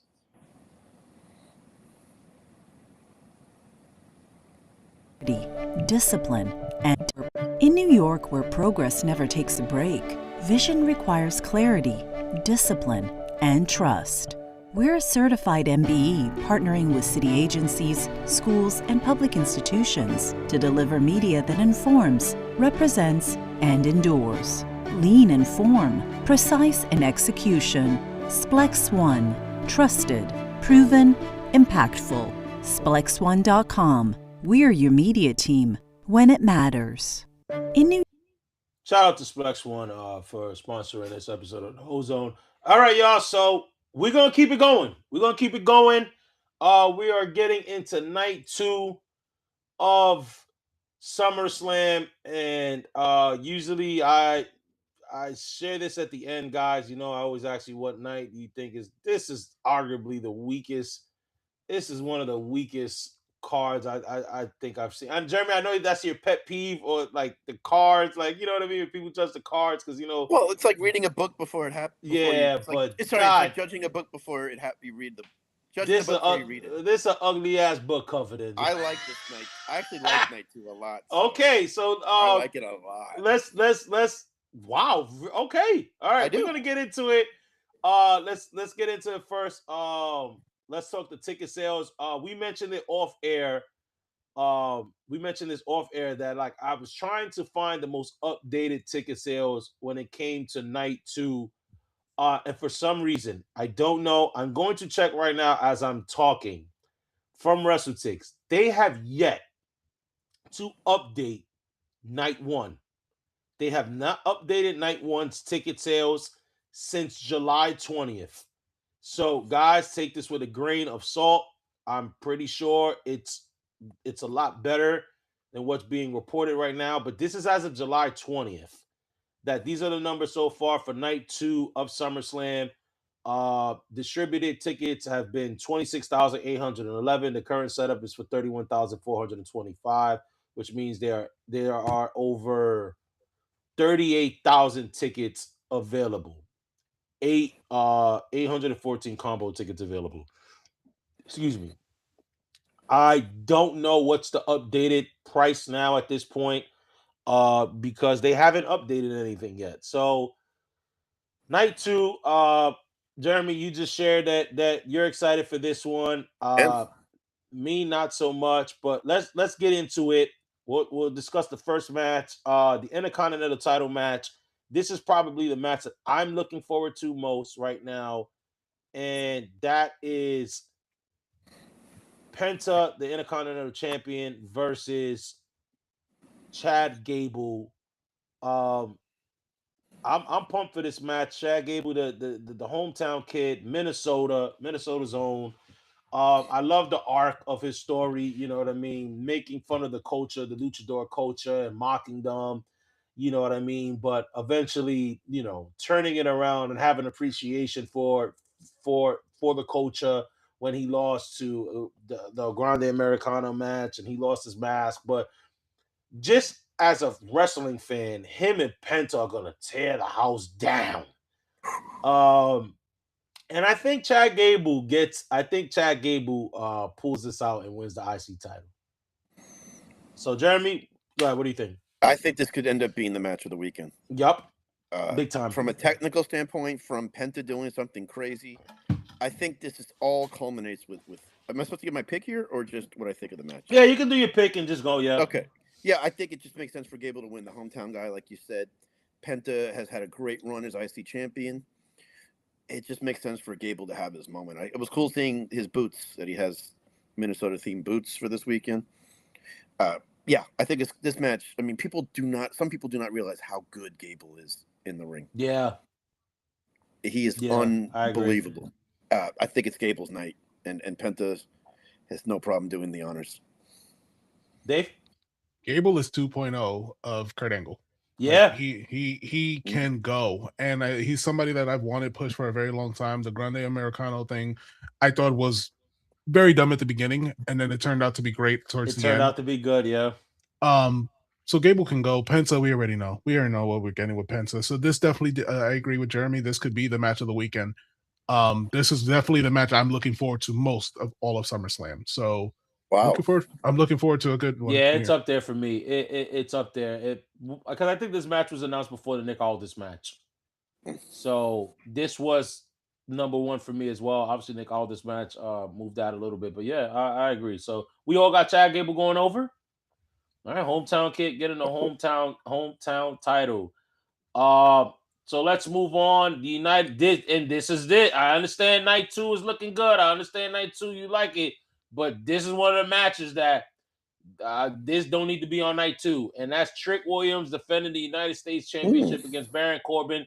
This got SmackDown written all over it. I'm sorry. This does not deserve a SummerSlam match. That's a t-shirt right there. Yeah, this got SmackDown written all over it. I have no problem with Trick Williams defending the title at a SummerSlam. Let me preface that first. It's who he's going against. Why I say it's a SmackDown match against Baron Corbin. Not much history. Yeah, he pulled in a surprise a few weeks ago and attacked Trick, but if they would have done this smarter, they could have built up more Carmelo Hayes and let that ride out a little bit more. That would have became a better SummerSlam match because they actually have real history together, working together in NXT. Carmelo Hayes, brought a little bit more life to the U.S. title before losing it to Sam. Did he lose it to Sammy or he lost it to Trick? He lost it to Sammy, right? And then Sammy eventually lost. No, he lost it to Trick. Trick beat Sammy for the title. That's what I'm saying. So Sammy Hayes lost it to Carmelo. Hayes lost it to Sammy. Right, Trick won at Mania. And then Trick beat it from But I mean, like, that could have been a match that I would have leaned more towards than this. I'm gonna be honest. This has SmackDown main event. This match is no different than the match we saw last night between, it was tag team titles for tag team titles. The War Raiders defending the AAA tag team titles against Priest and Truth, that they had the tag titles. If you think about it from a stipulation standpoint, right? Title for title tag titles looks like the bigger match than this, and that match got SmackDown, not even the main event, and this is getting prime real estate on SummerSlam. That's the problem that I have with this match. Doesn't need to be there, and this is one of, I feel, multiple matches in night 2 that could be on SmackDown. But we got to pick a winner. Baron Corbin wins. It'll be the stupidest decision WWE has made, and they've made some pretty bad ones. But Baron Corbin, brother, Jeremy, Baron Corbin's so bad. AEW brought him in, and it wasn't even for a Dynamite. It was for a Ring of Honor taping that nobody watches. And then you're bringing him back, and you're giving him a pay-per-view spot over guys like Damian Priest, over guys like McIntyre, over guys like Ron Breakker. You know what I mean? Shinsuke. You got who else? Shinsuke. Like Carmelo Hayes. Carmelo, like over guys like that, you got him in a match. Come on, man. This is a bathroom. They lucky I love Lemon Pepper Stepper Trick Williams so much that I'm going to watch it solely for Trick Williams. But if Trick Williams don't dominate this man, make it light work, I'm not going to care. But Trick Williams is winning. Dave, go ahead. Listen, I do not care for this match. The most I would love to see from this match is Carmelo Hayes interferes. I want to see that. I want to see Carmelo Hayes. Baron Corbin win? I don't know. I just want to see Carmelo at this point because I something to grab my attention for this match, because at the end of the day, this has been badly booked. I feel like Trick Williams deserves a better spot with a better wrestler. Baron Corbin has never been a fan favorite. This is, I don't know. This is like you said, this could have been on SmackDown and another PLE with no tag titles being defended. Damn, didn't notice that. So you got Trick obviously winning, Dave? Yeah, I got Trick. All right. Jeremy. I swear, I'm not gonna say what I'm saying just to get a rise out of you guys and get your blood pressure up. I swear. Let me qualify that before I go. Here is my thing. Don't tell me you're excited for this match, bro. I'm gonna say things you're probably not gonna like to hear here, but that's what I guess I'm here for today. And I swear, I didn't say let me just do this to get Omar upset. Yeah. But that being said, I thought after Trick finished the Sammy program, it would have been cool to see him in a program with someone that Trick has to bring his A game or the match will fall flat. He knew he was safe with Sammy every time. I think this is almost like that with Baron. Baron's going to make him look like $1 million. Trick he's protected in this match. I would like to see where Trick has to get out of his comfort zone a little bit with Who do you another think that opponent should have been then? Like that you would want then? Well, first of all, you also said the U.S. title is not a pay-per-view title match just now. No, I said Baron Corbin is not a pay-per-view type opponent. You said this title match has SmackDown written all over it. Because of Baron Corbin. Because of the opponent. Okay, that's what I said. Trick Williams being the champion defending the title. I think every title should be defended on pay-per-view. This is good for him. Yeah. But if you put him against one of those guys, like you put him against a Shinsuke, he's protected as well. I think Baron's there to make him look good. That's his job, and he will do it fine. So we're not going to see how truly talented Trick is until he goes against someone that he has to carry the match just as much as. So, and that's not a knock on Trick. They're really keeping it safe with him. So that's why, and I noticed, they always make sure to keep Trick. Well, they did in WrestleMania, but they're really keeping Trick and Oba separated for now. Yep. That's money down the line. I got Trick winning, no question about it, but I think Baron's not as bad as you make him out to be. I think Baron's a good worker. Trick and Oba. Wow. Down the line, that's money. Wow. Yeah. But that being said, I think Baron's a lot better than you give him credit for. Shout out to our boy Ty in the chat. Trick wins due to Melo getting involved. I mean, look, just get Melo involved at this point. He already posted something that he's sidelined like Curry on the bench on his Twitter. So you could definitely tell he's not happy with the booking. And, does that help you with the company? Like, I honestly I don't know. Wrestlers and they're hot-headed individuals in a way, but that doesn't help your booking. Oh, TKO's like, man, he put that Steph Curry video up. We got to get him Creative, for what are you me, doing? for me, Jeremy, when it comes to the wrestlers these days, especially with WWE, they're so vocal because I think they get the approval from management. A lot of the Twitter stuff has been initiated or like ingrained with the I stuff agree. that goes on in the Well said. storyline. So I don't think that Carmelo does that without being like, "Hey, And it I'm can going be to part post of the this." storyline. Yeah. So Yeah. that's probably the thing. I would love Good to see answer. Melo Wait, involved. what did I miss? Who pulled out Steph Curry? Carmelo. Carmelo, he tweeted a picture of Steph Curry on the bench upset. Oh. Yeah. Oh. Yeah. So Yeah, let's make no, up it. But that's a tweet you can take different ways, I'm sure. So yeah. If it's an AEW guy or someone else in another company and they tweeted something like that, then I'd definitely be like, oh, there's something here. But I feel like I feel like WWE definitely has some or approval TNA somewhere. now. Yeah. I guess, hey, if you get the right amount of people to back you up, WWE can change. Look, I WWE, mean, don't the let, yes don't, movement don't doesn't let, happen without social media. right? Don't let the WWE fool you. How- They released R-Truth. They was not bringing them back. If you want to, Cody Rhodes getting the match with Roman. Cody Rhodes getting the match with The Rock. Yeah, with the whole Rock spill. Yeah, you're right. So you get the right amount of people behind you. WWE has no other choice but to pivot, and it'd be very people easy talk. to pivot. It can be very easy to pivot from Baron Corbin. And they always want to keep social media on their side. Yeah. So, but yeah, we all got tricked in winning this match, right? Yeah. So yeah, look, Lemon Pepper Stepper. I know for a fact. One thing I like about Trick Williams that I know he's coming up with all his shtick because there's no way you're gonna tell me that middle-aged white men in that boardroom is coming up with Lemon Pepper Stepper for Trick Williams. Oh, you're saying that because Triple H said that? Triple H did say that. He goes, "Do you really think?" I came up with did he? Pepper I didn't know that. I didn't know that he said that. Yeah, because I'm like, there's no way. Bruce Pritchard said, "Yeah, let's start saying Lemon Triple Pepper H Stepper." Was asked about that directly. About do you come up with the catchphrases? He goes, "Do you really think I in my head came up with Lemon Pepper Stepper?" He's like, I don't know where he comes up with this stuff.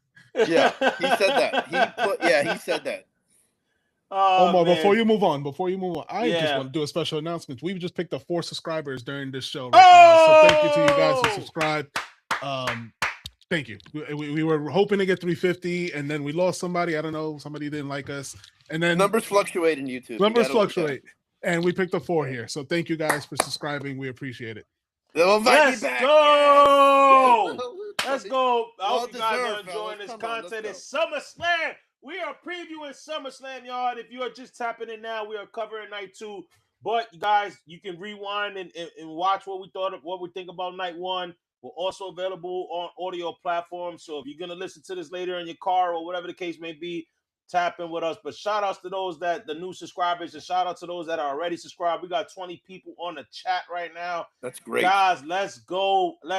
You guys don't know, but this is a secret Monday Night Wars that we are going in right now. Yeah, brother. Yeah, the 20-inch pythons. Yeah, we're hyped. I'm hyped right now. It's 32-inch, brother. Yeah, but not for this match, because this match is a Sunday Night Heat match. It's not even SmackDown. And that's the Human Monies on a pole match. Danhausen versus Dominic Mysterio. I will tell you this. I love both guys. I love Danhausen. I condensed my AEW figure collection last weekend, and I kept Danhausen. And then I have Danhausen. Don't want to get cursed. He helped my New York Knicks win the NBA title. I'm forever indebted to Danhausen. However, this storyline stinks. It stinks. I think Danhausen, if anything, Monday told you, I think some people are getting slightly Danhausen fatigue. I thought that segment with him and Joe Hendry, which I love Joe Hendry, was arguably one of the worst segments in the history of Monday Night Raw. It was horrible, and I just, I get it. It's 2 of your most popular talents. Dom is very popular. Like I don't think that comes to no surprise. Danhausen is as well right now with the whole shirts and everything. But this match, people want to talk so much shit about Vince Russo booking. This is a Vince Russo kind of booking match. And I'm gonna be honest, man. Like, if you want to throw this on a PLE, for WrestlePalooza, whatever. But this is SummerSlam, y'all. This is Jeremy. You opened it in the beginning. Like, this is the biggest event of the summer. This is WWE. Arguably, this is the top four. This is one of the big fours. Number And two. It's number two. It's number two, and you got this. Yep. You got this shit on the card. I'm sorry, man. This match stinks, and I'm not interested in it. But I think Danhausen wins. He gets the babyface pop. But Jeremy, what do you think? I you look swear, like you had anyone. a reaction when I said this is a Sunday Night Heat match. Yeah, I did.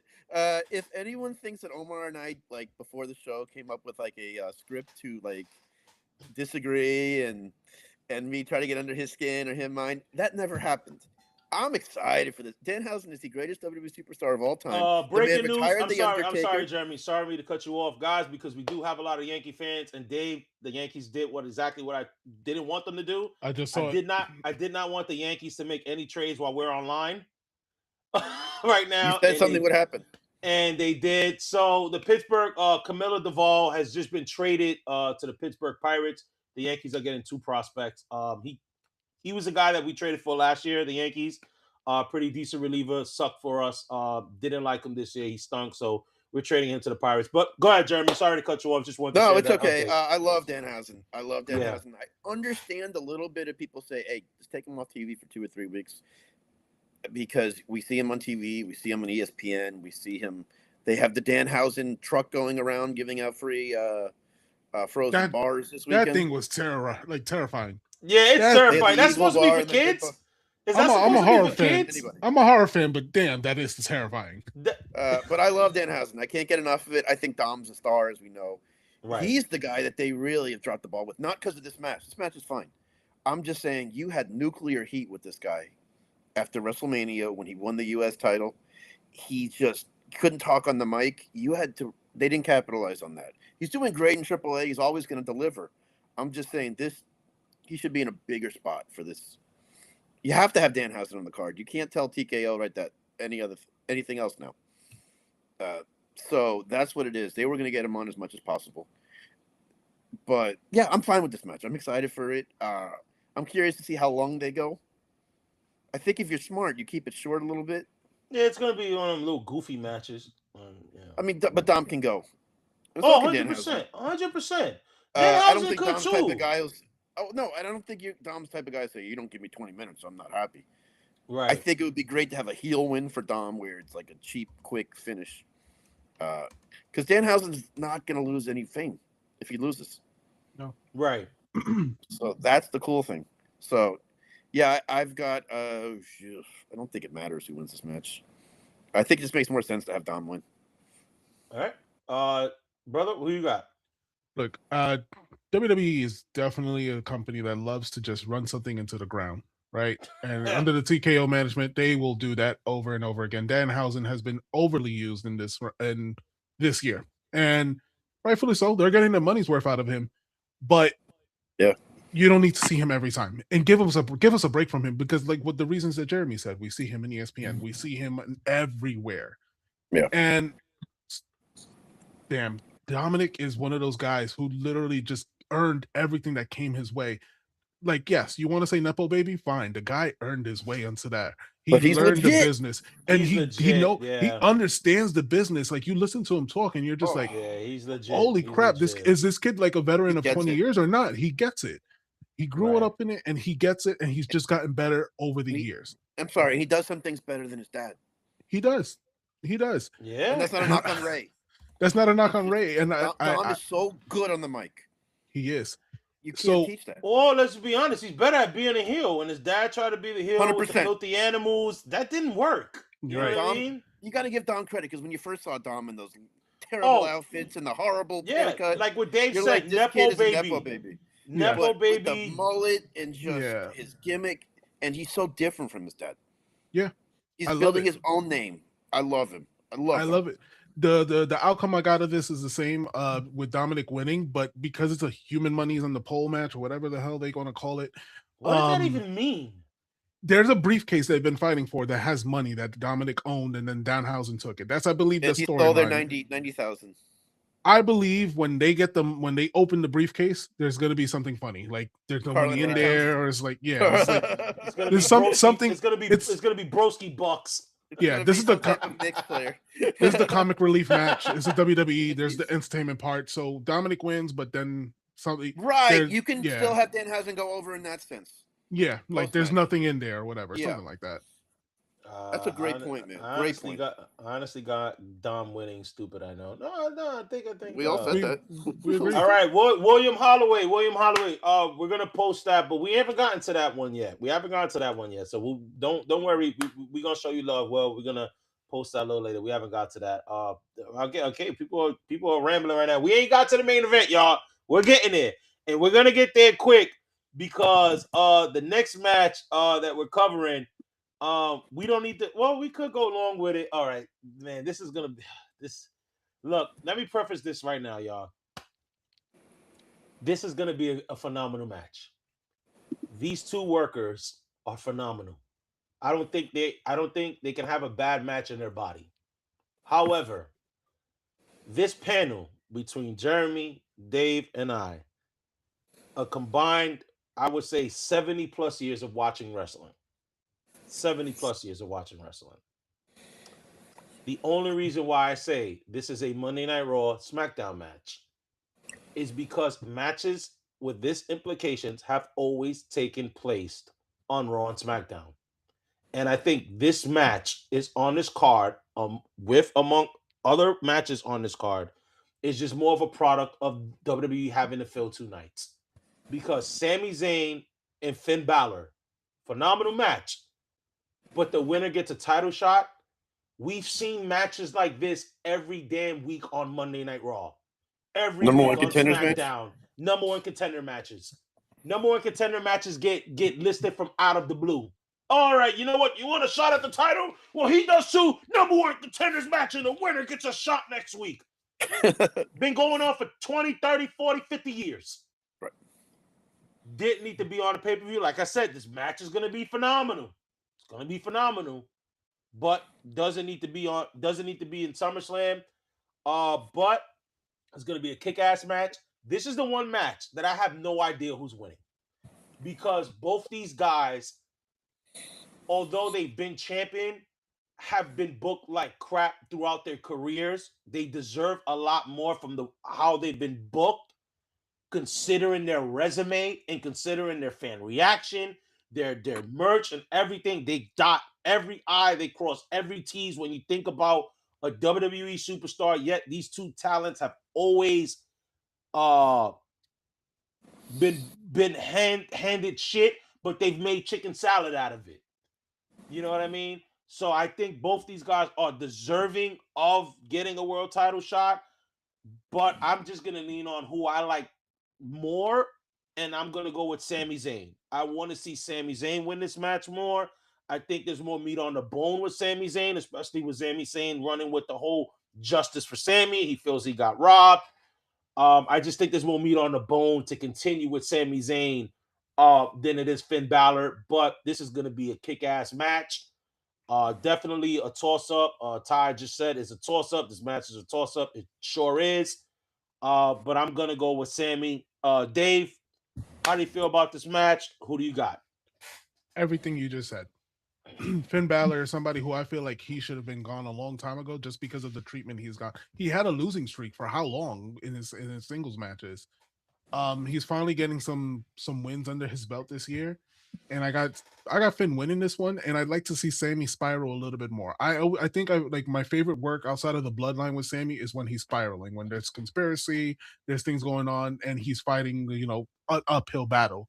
So I would love to see him in that match, especially this championship match or number one container is going to be facing against the winner of, I guess, Punk and Cody. So I'd like to see Finn in that picture.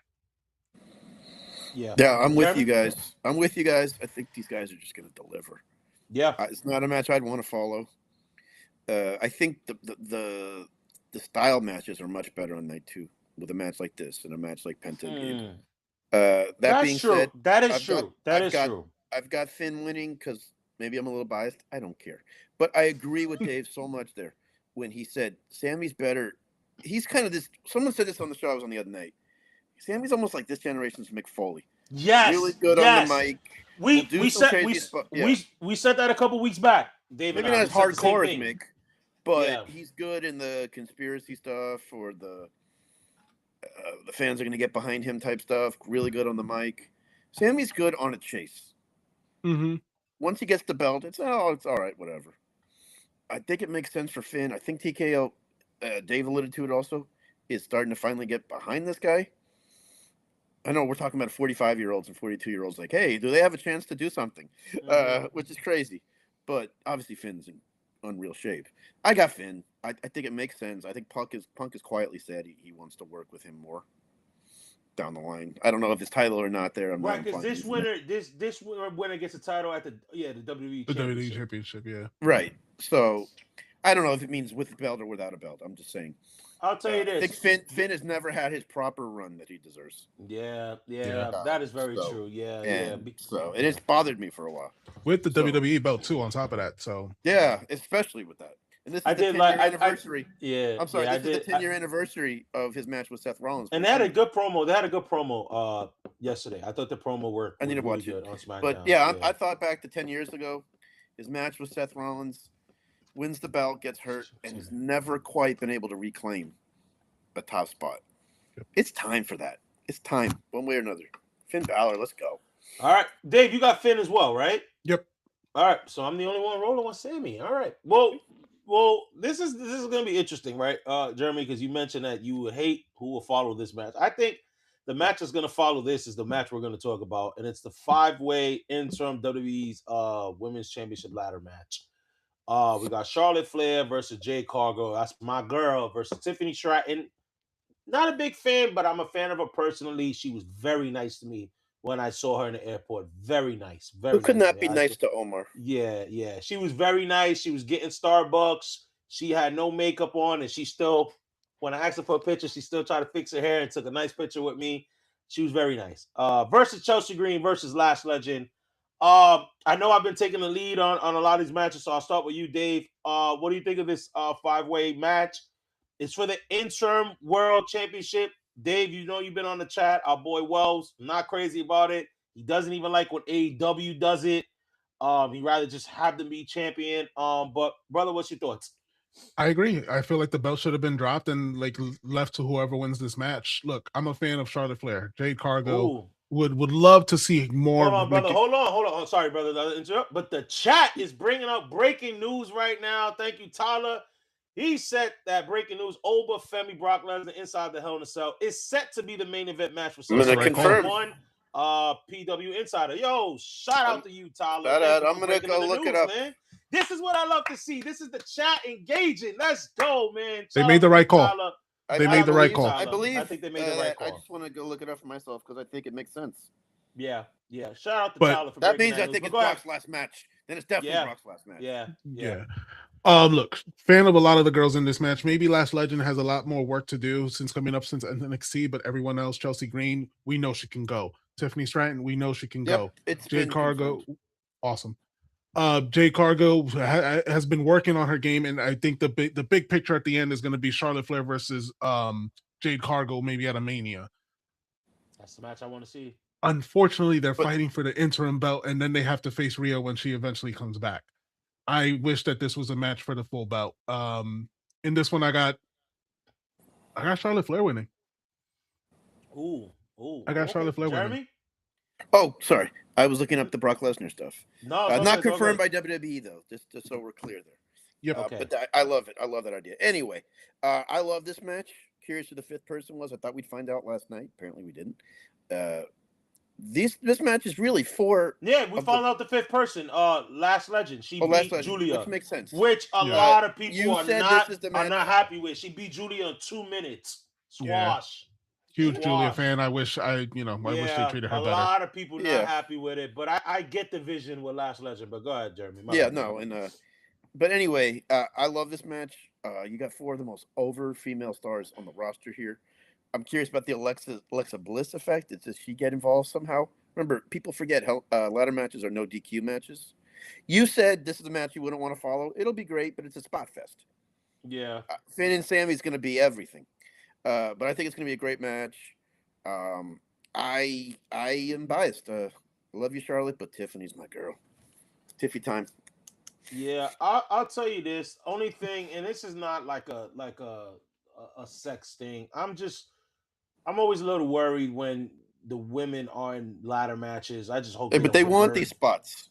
Yeah. I They just don't want want the them. main event spots. They want the big matches. I just Let's don't go. want. I just don't want them to get hurt. You know Men what I can get mean? In hurt, that too. sense, like obviously I know they're professionals and that sort of thing, but you know, like you already know Chelsea Green is gonna take a crazy fall. She did it in TNA. They They had throw her me off 2 ladders. They had her Please. replicated in Right. WWE. Um, WWE, please do this. Please put the title on Chelsea Green, even if it's the interim tag. Like, put it on Chelsea Green. She deserves it. This girl is over. She is a true definition of whatever you give her, she makes it shine.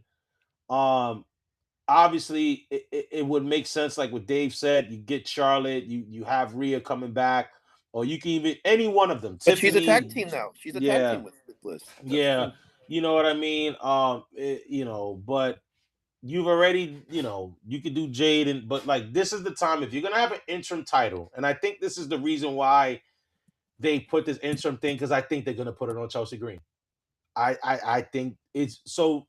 I don't know. WWE's quirky in that sense of where I feel like, all right, we'll put the title on Chelsea Green because she's gonna be billed as the interim world champ, not the world champ, the I mean, interim world I champ. was just thinking about this. Last year was like babyface all-time show for both SummerSlams. Yeah, Sometimes you wonder, hey, do we want to go a little more heelish this year? right. Because this year's Mania was babyface central. The year before was very heel. I don't know if that matters in booking. I'm just saying, Yeah. if Well, it used to, like they would always say, like, Hogan got a pose. Austin has to have the beers. WrestleMania, the thing was WrestleMania has to open has to end on a happy note. Can't right. you know what I mean? So, So I wonder that the Bliss logic is effect. there. Yeah, and I like to throw out all scenarios. The Bliss effect I wonder about too, because I think she likes the role with Charlotte in the tag team. They have great chemistry, but she's also a mom. So if she's not on show one week, Charlotte can carry the team. If she turns on Charlotte, she has to be a singles wrestler again. Yeah. No, it's interesting. Yeah. It's So interesting. I wonder about that. But these are all 4 you can make such a Last Legends there. The 4 of these ladies you can all make case for. Tiffany already has a belt, so you wonder how that plays. I think they're going to get away from tournaments in some ways. Because AEW does that to no end. Oh, yeah. So I know they do a tournament for the tournament. Yeah. Our tournament is better than your tournament. Yeah, they do a tournament for the tournament.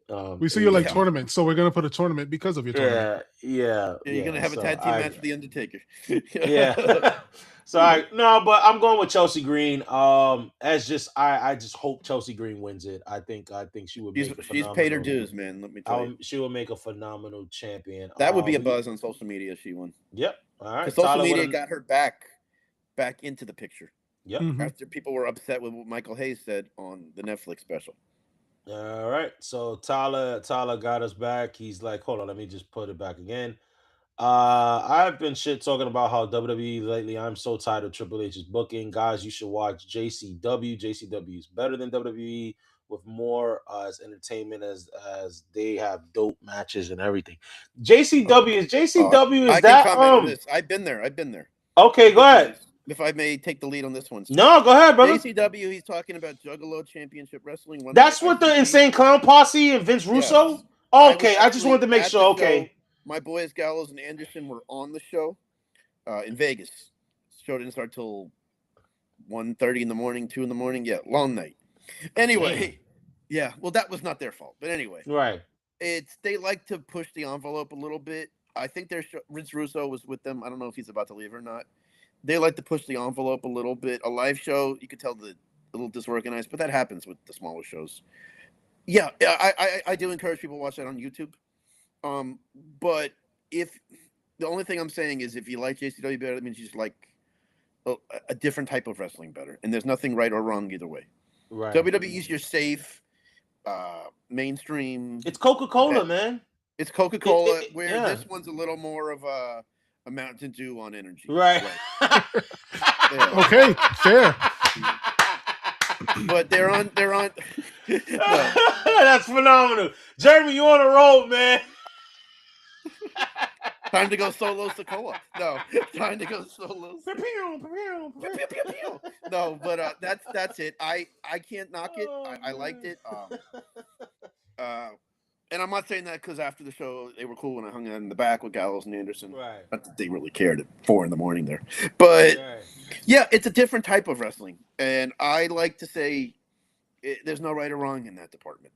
I will definitely give it a shot. I've heard of it. Obviously, Yeah, it's on YouTube. It's a YouTube show. I think just heard weekly. Vince Russo was on Jericho's podcast this week. Obviously, I know Vince Russo had time. I wasn't sure if that was it. Like if that was the Insane Clown Posse one. Okay, so I'll watch it. Yeah. And so we know Vince likes to push the envelope in general. Yeah. Okay, so yeah, we'll give it a shot, Tyler. I will give it a shot.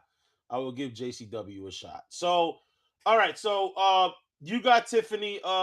Dave has Charlotte. Go ahead, brother. No, go ahead. No. I want you to finish the segment. Yeah. Dave has Charlotte. I have Chelsea. So sorry, Jade. You're my girl, but I'm going with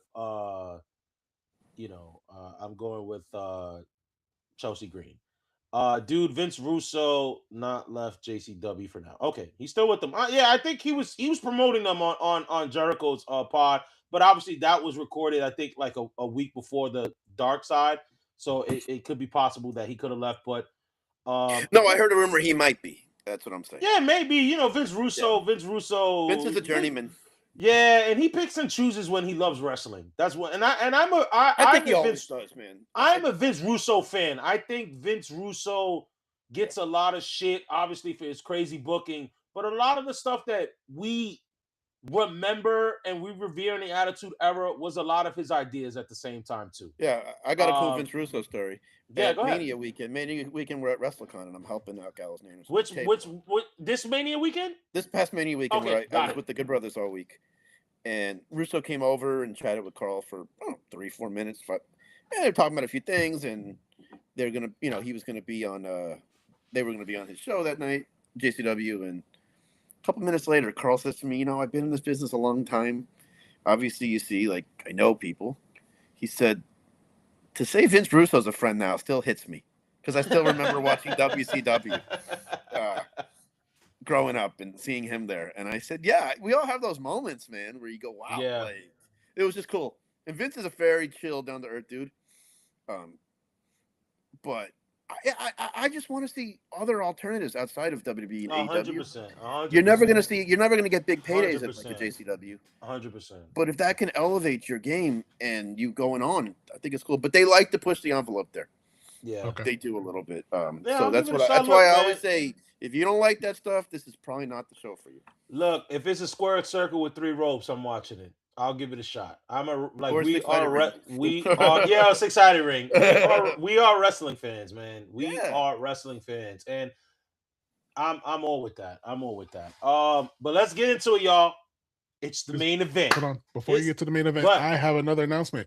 We picked up 8 subscribers. We're at 357. Guys, you are really doing great for us. We appreciate everything. And, it's a small channel, but we're loving the feedback. We get the strut, Omar. 10, we get the We get in the Oba strut. We get there the you go. You do look like Oba there a little bit. Yeah. You do look like Oba.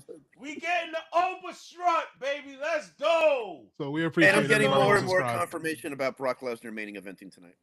Awesome. There we go. Spot on. Good to have breaking news on the show, Omar. Breaking Wasn't news. after you got on. Bam on the show. Man, this is cool. Right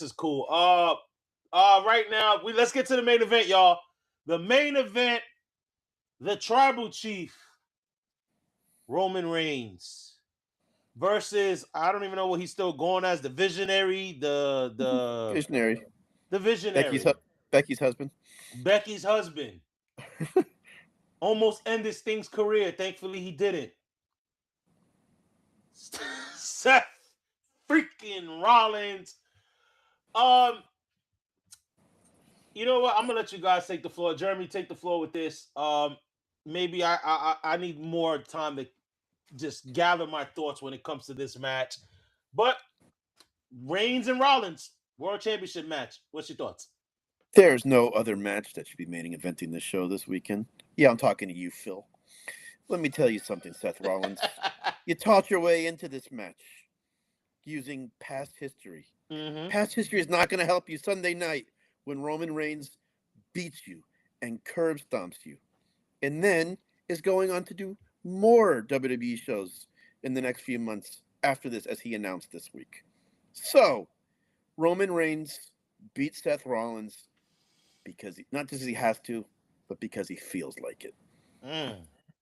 What do you think, Dave? Look, I don't think you take the belt off of Roman, especially like you said before. They're heading into that Street Fighter tour press, like press tour or whatever you want to call it. What's up? Oh, so No, we're just acknowledging. acknowledging. We're just acknowledging. Look, We're you don't take the Roman belt while listening to you and supporting you in the background. You don't take the belt off of Roman Reigns when you're heading into that kind of stuff. I agree. This is going to be a great match. I don't doubt that. And as tired as we can be of seeing the same guys again and again, the one thing we know that for Seth and Roman is they deliver in their matches, even though we may get fatigue of watching it over and over. They're not taking the belt off of Roman in this run. They're not right now. Yeah, I'm going with the Tribal Chief, man. Look, I'm looking at it right now, right? I'm looking at, I don't know what SummerSlam this is, but it's Macho Man and Zeus versus Beefcake and Hogan. And the only reason why I preface this match, right? Hulk Hogan is probably I don't even think maybe Cena maybe is the last, but man, Hogan was a main eventer that you put him in a tag match, it's the main event. Doesn't need a title, doesn't need nothing. Any match he's in is the main event. Right. And that's the status Roman Reigns is in right now. That's the realm that Roman Reigns is in. We haven't had this in a long time. And we haven't had, and that's why I mentioned it. I'm just it's been maybe that Cena. Yeah, long. Cena. It's been that long. And just like what Dave said, bro, just continue to ride the wave with Roman. Well, you got him. I mean, while you have him. Yeah. And this obviously this storyline is a lot more convincing because they have real history with it. I do like that. Funny enough, Rollins has always had the best, the best. He always gets the best out of Roman. You know what I mean? Where, and I had to go back and realize, you're right. Rollins always does get the best of Roman. You know what I mean? And you don't think of it because you think of just success. Yes, Rollins has had a lot of success, but you think of Roman of being the guy that you forget that Rollins was world champion before him. Rollins did screw. Oh, he's been a top guy. Yeah, Rollins, but never the megastar that Roman is. Rollins did screw him over at WrestleMania 31. When he cashed in on him and Brock. You know what I'm saying? And then I loved how Rollins acknowledged, hey, yeah, you're the megastar, you're this, but you're not better than me in this ring. You know what I'm saying? The only thing I did not like is and this is just more basketball related, Rollins came out with Tyrese Halliburton, but I get it filled the whole, they were in Madison Square Garden thing. But this match is going to be good, man. Roman and Rollins have the history. I think this needs to be the very last match, as you mentioned, Jeremy, to cap off the SummerSlam 2-night event. But Roman winning will be the right decision and needs to happen. Now I want to bring back Williams' comment, and he has said the same. He got Roman winning over Seth, and I know Ty said I would like Roman winning if Zilla appears, Zilla Fatu appears, but I know it's not gonna happen. So let's go, Seth. All right, we open up that can of worms. Right now. So, Ty roll back. Yeah, I got Seth winning clean, unless there's some outside interference. But let's talk about that. Do you think? All right, we all got Roman winning. Do we think it's gonna be some foolery that's gonna take place? Do we get Zilla Fatu, who is the son of Umaga? For those that may not be aware, he is. Well, I don't know if it's been official, but rumor has it he is signed with WWE. I know he's finishing up a lot of his MLW stuff. I know he has a match with Booker T. Does he have a match with Booker Well, T? yeah, he's with that. That's where he got his start, and he's still Yeah, because I know he's got a match with Reality of Amazing Wrestling. Red. I know he's got a match with Amazing Red for House of Glory. Yeah, a lot of guys, but they Yeah, still, so I a lot know of guys WWE's finish their been really obligations good. after. Yeah. I know Triple H has been really good with letting guys finish their Yeah, stuff yeah. more than what Vince has ever done. You know, Vince for will, real. like, drop the damn title. I don't give a damn. Yeah. But I don't know. I don't know Pay if the we fine. get Zilla. I don't know if we. Yeah, I don't know if we get Zilla. Now that I think about it, I think Zilla might be more. I think he should be more involved in Solo. Jacob he's not at the main event. Yeah, I don't think he should touch anything Roman. I like how He's not Roman ready for is. that. Roman's a hierarchy. Like Roman is. No, you talk to the Usos first before you even get a conversation. Knock on my with me. door. Yeah, exactly. So, but I think Roman wins clean. But what do you guys think? Do you guys I think it makes sense. It has to happen because he never beat Seth clean at Rumble. And they've harped on that a lot. And it's night 2, and I think this is the difference with this bloodline run for Roman, is he's beating people clean. True. He's got to beat Seth clean. True, that is true. Yeah, Dave? I got Roman winning. As far as the Zilla thing, I mean, I like what Omar said. I would love to see him involved in that, especially as they have been trying to recruit Solo in there. I'd love to see Zilla join them and then have a Fatu tag team. Right, and he was a tag team with Jacob on the Indies. Yeah, so I would love to see that run. Like, if all right, you're not gonna have Fatu in the main, like the main title picture, then have him in the tag team, because the tag team division for WWE sucks. Let's just be honest. I'd love to see the Fatus running it. I agree. I was talking to Zilla's wife in Tampa before Backlash. Jacob Zilla did an appearance at CCW there, which you and I need to go to sometime, Omar. We do.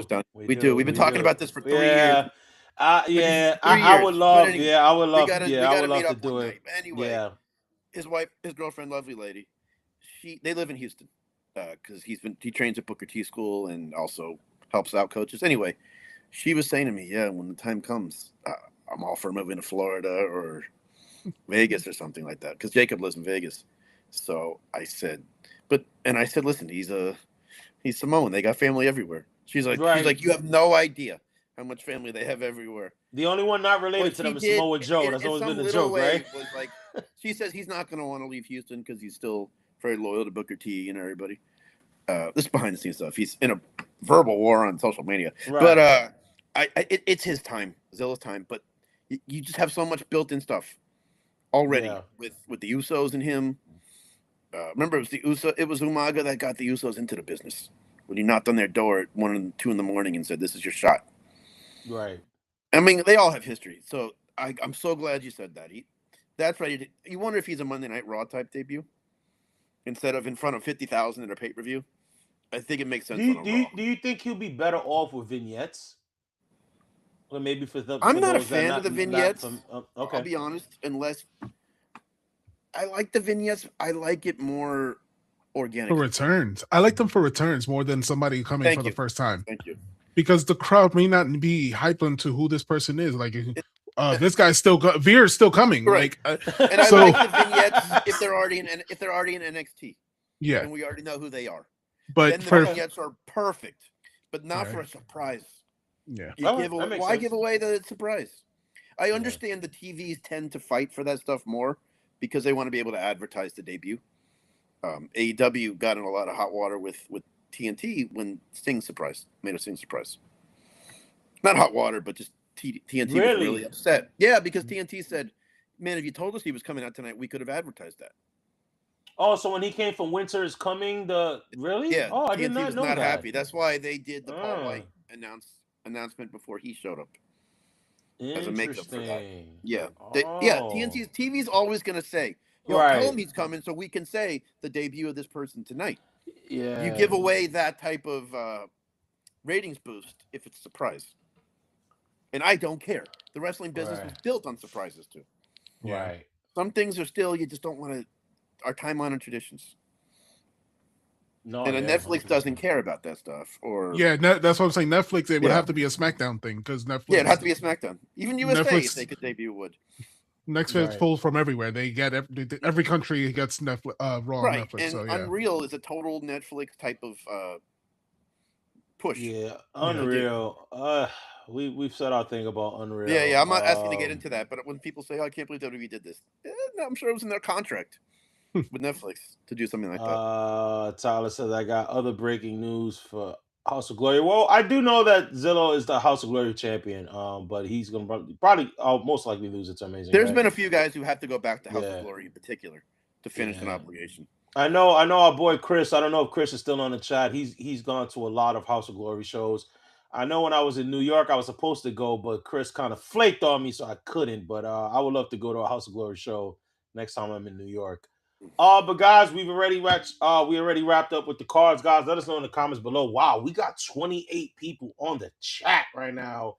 And one more subscriber. And one more subscriber, man. We appreciate y'all, man, for sure. Let us know, man, what match are you excited for? Night 1 and 2. You know what I mean? Which night? All right, we'll go to the question that we always ask when we recap when we're previewing these 2-night events. Which night are you picking? You only got money to go to one night. Are you picking night 1 or night 2? I'm gonna go with you, Jeremy. You're our guest. I think you kind of answered that, but here's a chance to reconsider after we've went over the card.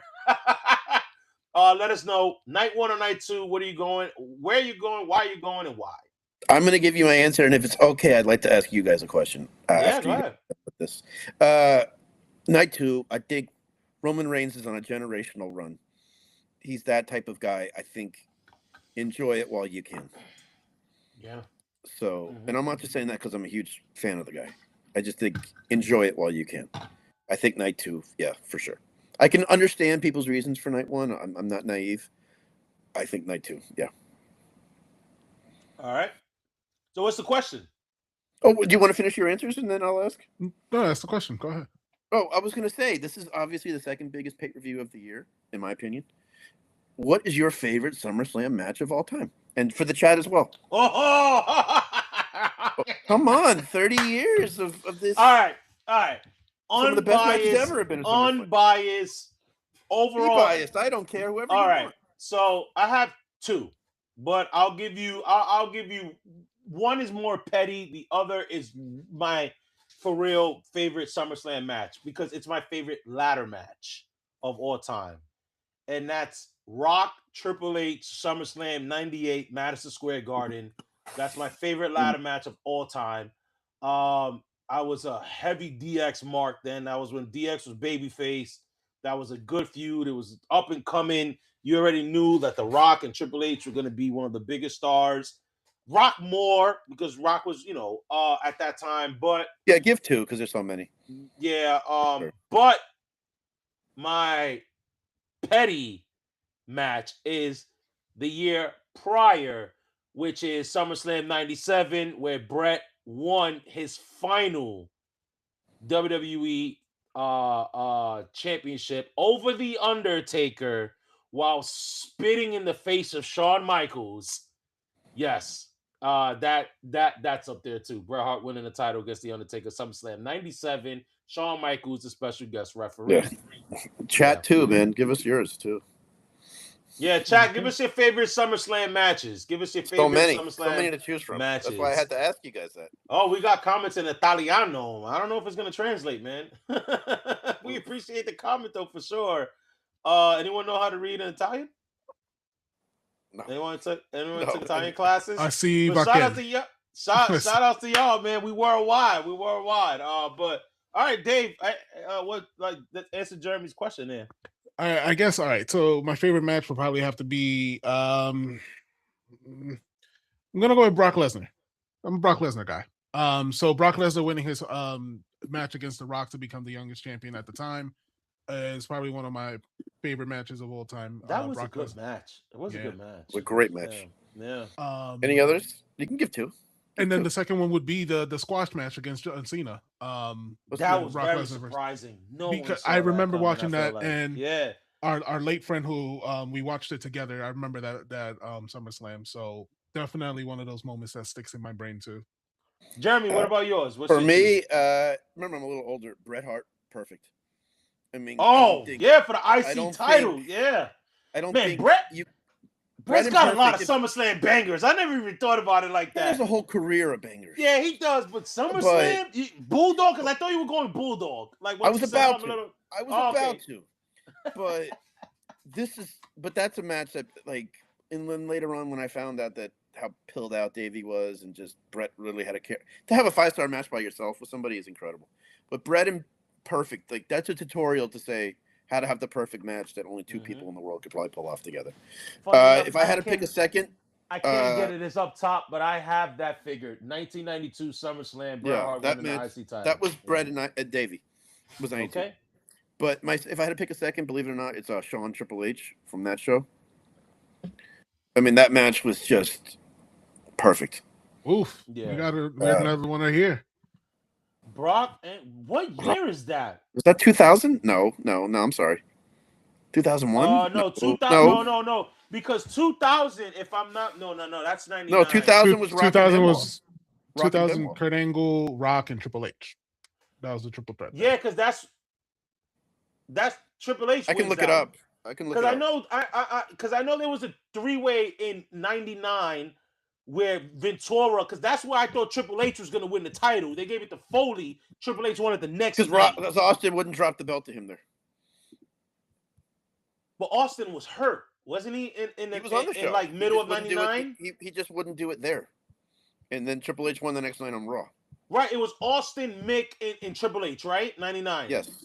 Okay, and then Triple H, he didn't want to drop the title to Triple H. That's what it was. Yeah, there was something about it. So really, I always found it funny. That's why Triple H had to win it on Raw.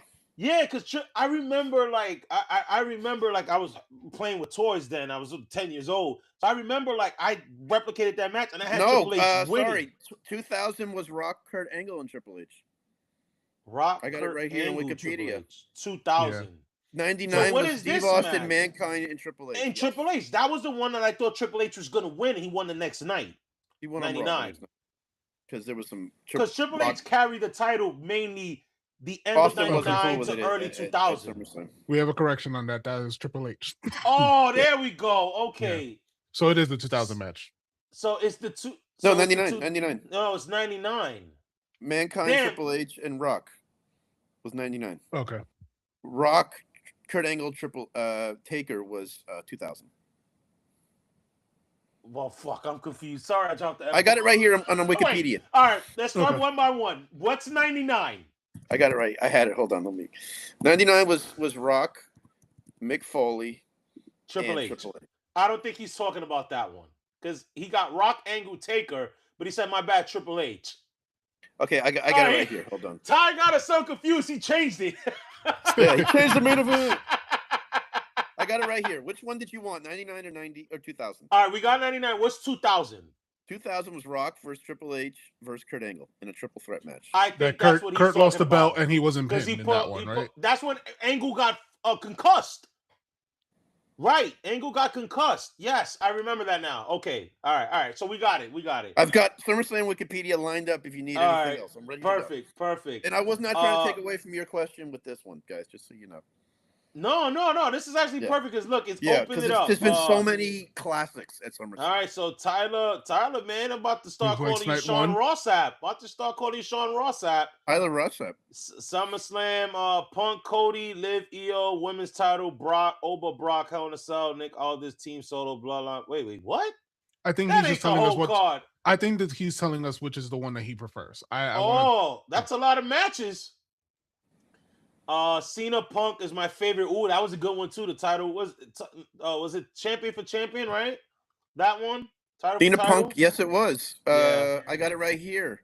2006 SummerSlam, Boston, Massachusetts. Edge versus John Cena. No, you're talking about Cena Punk when Punk won. Punk. Remember when 11. Punk won, left with the title, and then Cena beat Rey Mysterio and 2011. CM Punk champ versus John Cena champ. Triple H is a special guest referee. All right, Christian and goes. Del Rio cashed in. Del Rio cashed in that. Yeah, Christian goes. What the hell are they doing with Julia? Enough, bro. Agreed. Yeah. That has been addressed on the show. That's been addressed on the show, and Tyler confirmed it. Tyler. Oh boy, Ty. I don't think Ty's ever been called Tyler. I also Ty heard another confirmed rumor Rock right now and that Triple H. Another rumor I'm hearing from pretty good sources, friends of mine. No, Cody no, and you're tapped in. Look, real talk, guys. Just to give y'all, I know Jeremy. You know, he's not gonna. He's tapped in. He's very Jeremy humble is about it. good He's I very don't friends. have humble. wrestling. Like I don't have wrestling. He is very people I good know who are friends on with social guys media right in the now. business. This is not wow. just blowing smoke. This is I'm why reading when that Punk and Cody might be changed to a street fight tonight. Okay. All right. So if that that makes changes sense. anyone's That makes opinions, sense. it makes sense. I'm just letting you know in it case it ended. changes anyone's pick. Right. Yeah. The I way think it that ended sets up for a yesterday. real Cody. Yeah. The way it ended yesterday. It seems that way because obviously they had the big pull apart. But guys, Jeremy is tapped in with a lot of guys in the business. He's very good friends with a lot of guys in the business. That's why it's always a pleasure when we can get him on the show. You guys are two of my favorites, honestly. Yeah. So he's just not talking, he's just not, talking crap. Jeremy's really tapped in. No, and I always say it's what I'm hearing or read somewhere. Yeah, I don't ever say it's official unless WWE tweets it. Yeah. So right now, y'all, the final count, 362 subscribers, man. Thank you guys so much for tapping in. I know this was a longer live than usual, but this was a big event. We recapped both nights. Guys, remember to follow our boy Jeremy in the Rock and Nose channel. Please, his information is in the description below. This man, I'm telling you, no bullshit. This guy travels everywhere. If you have any inquiries about anything, this man, just watch the page. He'll answer it for you. And then if you're heavy into the college football Seminoles, I know we got some FSU listeners I cover that are watching. Football, so. He covers all college football, covers all hockey. This guy is in it right now. So thank you, Omar. I appreciate that. Yeah, so you know what I mean. Tyler said, "I will." Wait. Tyler said, "Hold on." What did you write, Tyler? But Tyler, shout out, man. You been really active tonight. I will gonna be tapped in MLW Fusion tonight. All right. What time is that coming on, Tyler? Let me know. I don't know. The YouTube, right? Oh, it's YouTube. Okay. Yeah. All right. I know MLW had a brief I don't know, but guys, remember to be sure to follow Jeremy, man. And guys, you know where to find us, man. We are available on Instagram, TikTok, Threads, YouTube. Everything. We on everything. I would hope. We on. Yeah. Not even my show, and I'm like, YouTube. We on everything. I usually have like a thing because we on so much. But we on Reddit, Instagram, TikTok, Threads, and Twitter, guys. You already know what to do, guys. If we got new listeners right now that are here for our wrestling content, we thank you so much. We do cover wrestling, but we also cover sports. So tap in with us in the next coming days, as there's going to be some big news, trade deadline when it comes to the Yankees and the Mets. We'll be doing a full MLB trade deadline summary show on Wednesday, which will be our final episode for the summer. We're going to take a couple-week break, enjoy the summer, and then we're going to rev up once the football season comes. For our wrestling fans, this is why we're going to make content in the break. If something big happens, I'll make a short or whatever. So it's very important that you follow us on our social media platforms. We thank you so much. This was a big turnout. Close to over 30 people on the chat today. Man, and all the subscribers. So thank you all to the new subscribers, and for those that are already subscribed, you already know how we feel about you guys. We appreciate it. The Ozone is the movement, and this is where you're gonna get everything, man. Once again, Jeremy, thank you for being on the show, man. Thank you for having me, guys. Always appreciate it. Appreciate it. Thank you. But guys, I promise you guys, I will give you guys a few hours to get your snacks ready. Get ready for SummerSlam. You a Dodger fan, Tyler? Don't worry. We cover baseball. We cover more. We're Yankee fans. We might crap on your Dodgers for a little bit, but tap in with us Wednesday because I'm pretty sure your Dodgers are gonna do something that's cheating and get screwball, and I'm gonna have to talk about it. Really upset, but tap in with us Wednesday, 8 p.m. as we are live, and enjoy SummerSlam, y'all. Have a wonderful, safe weekend, and we see you guys next week. Peace. Too sweet, baby.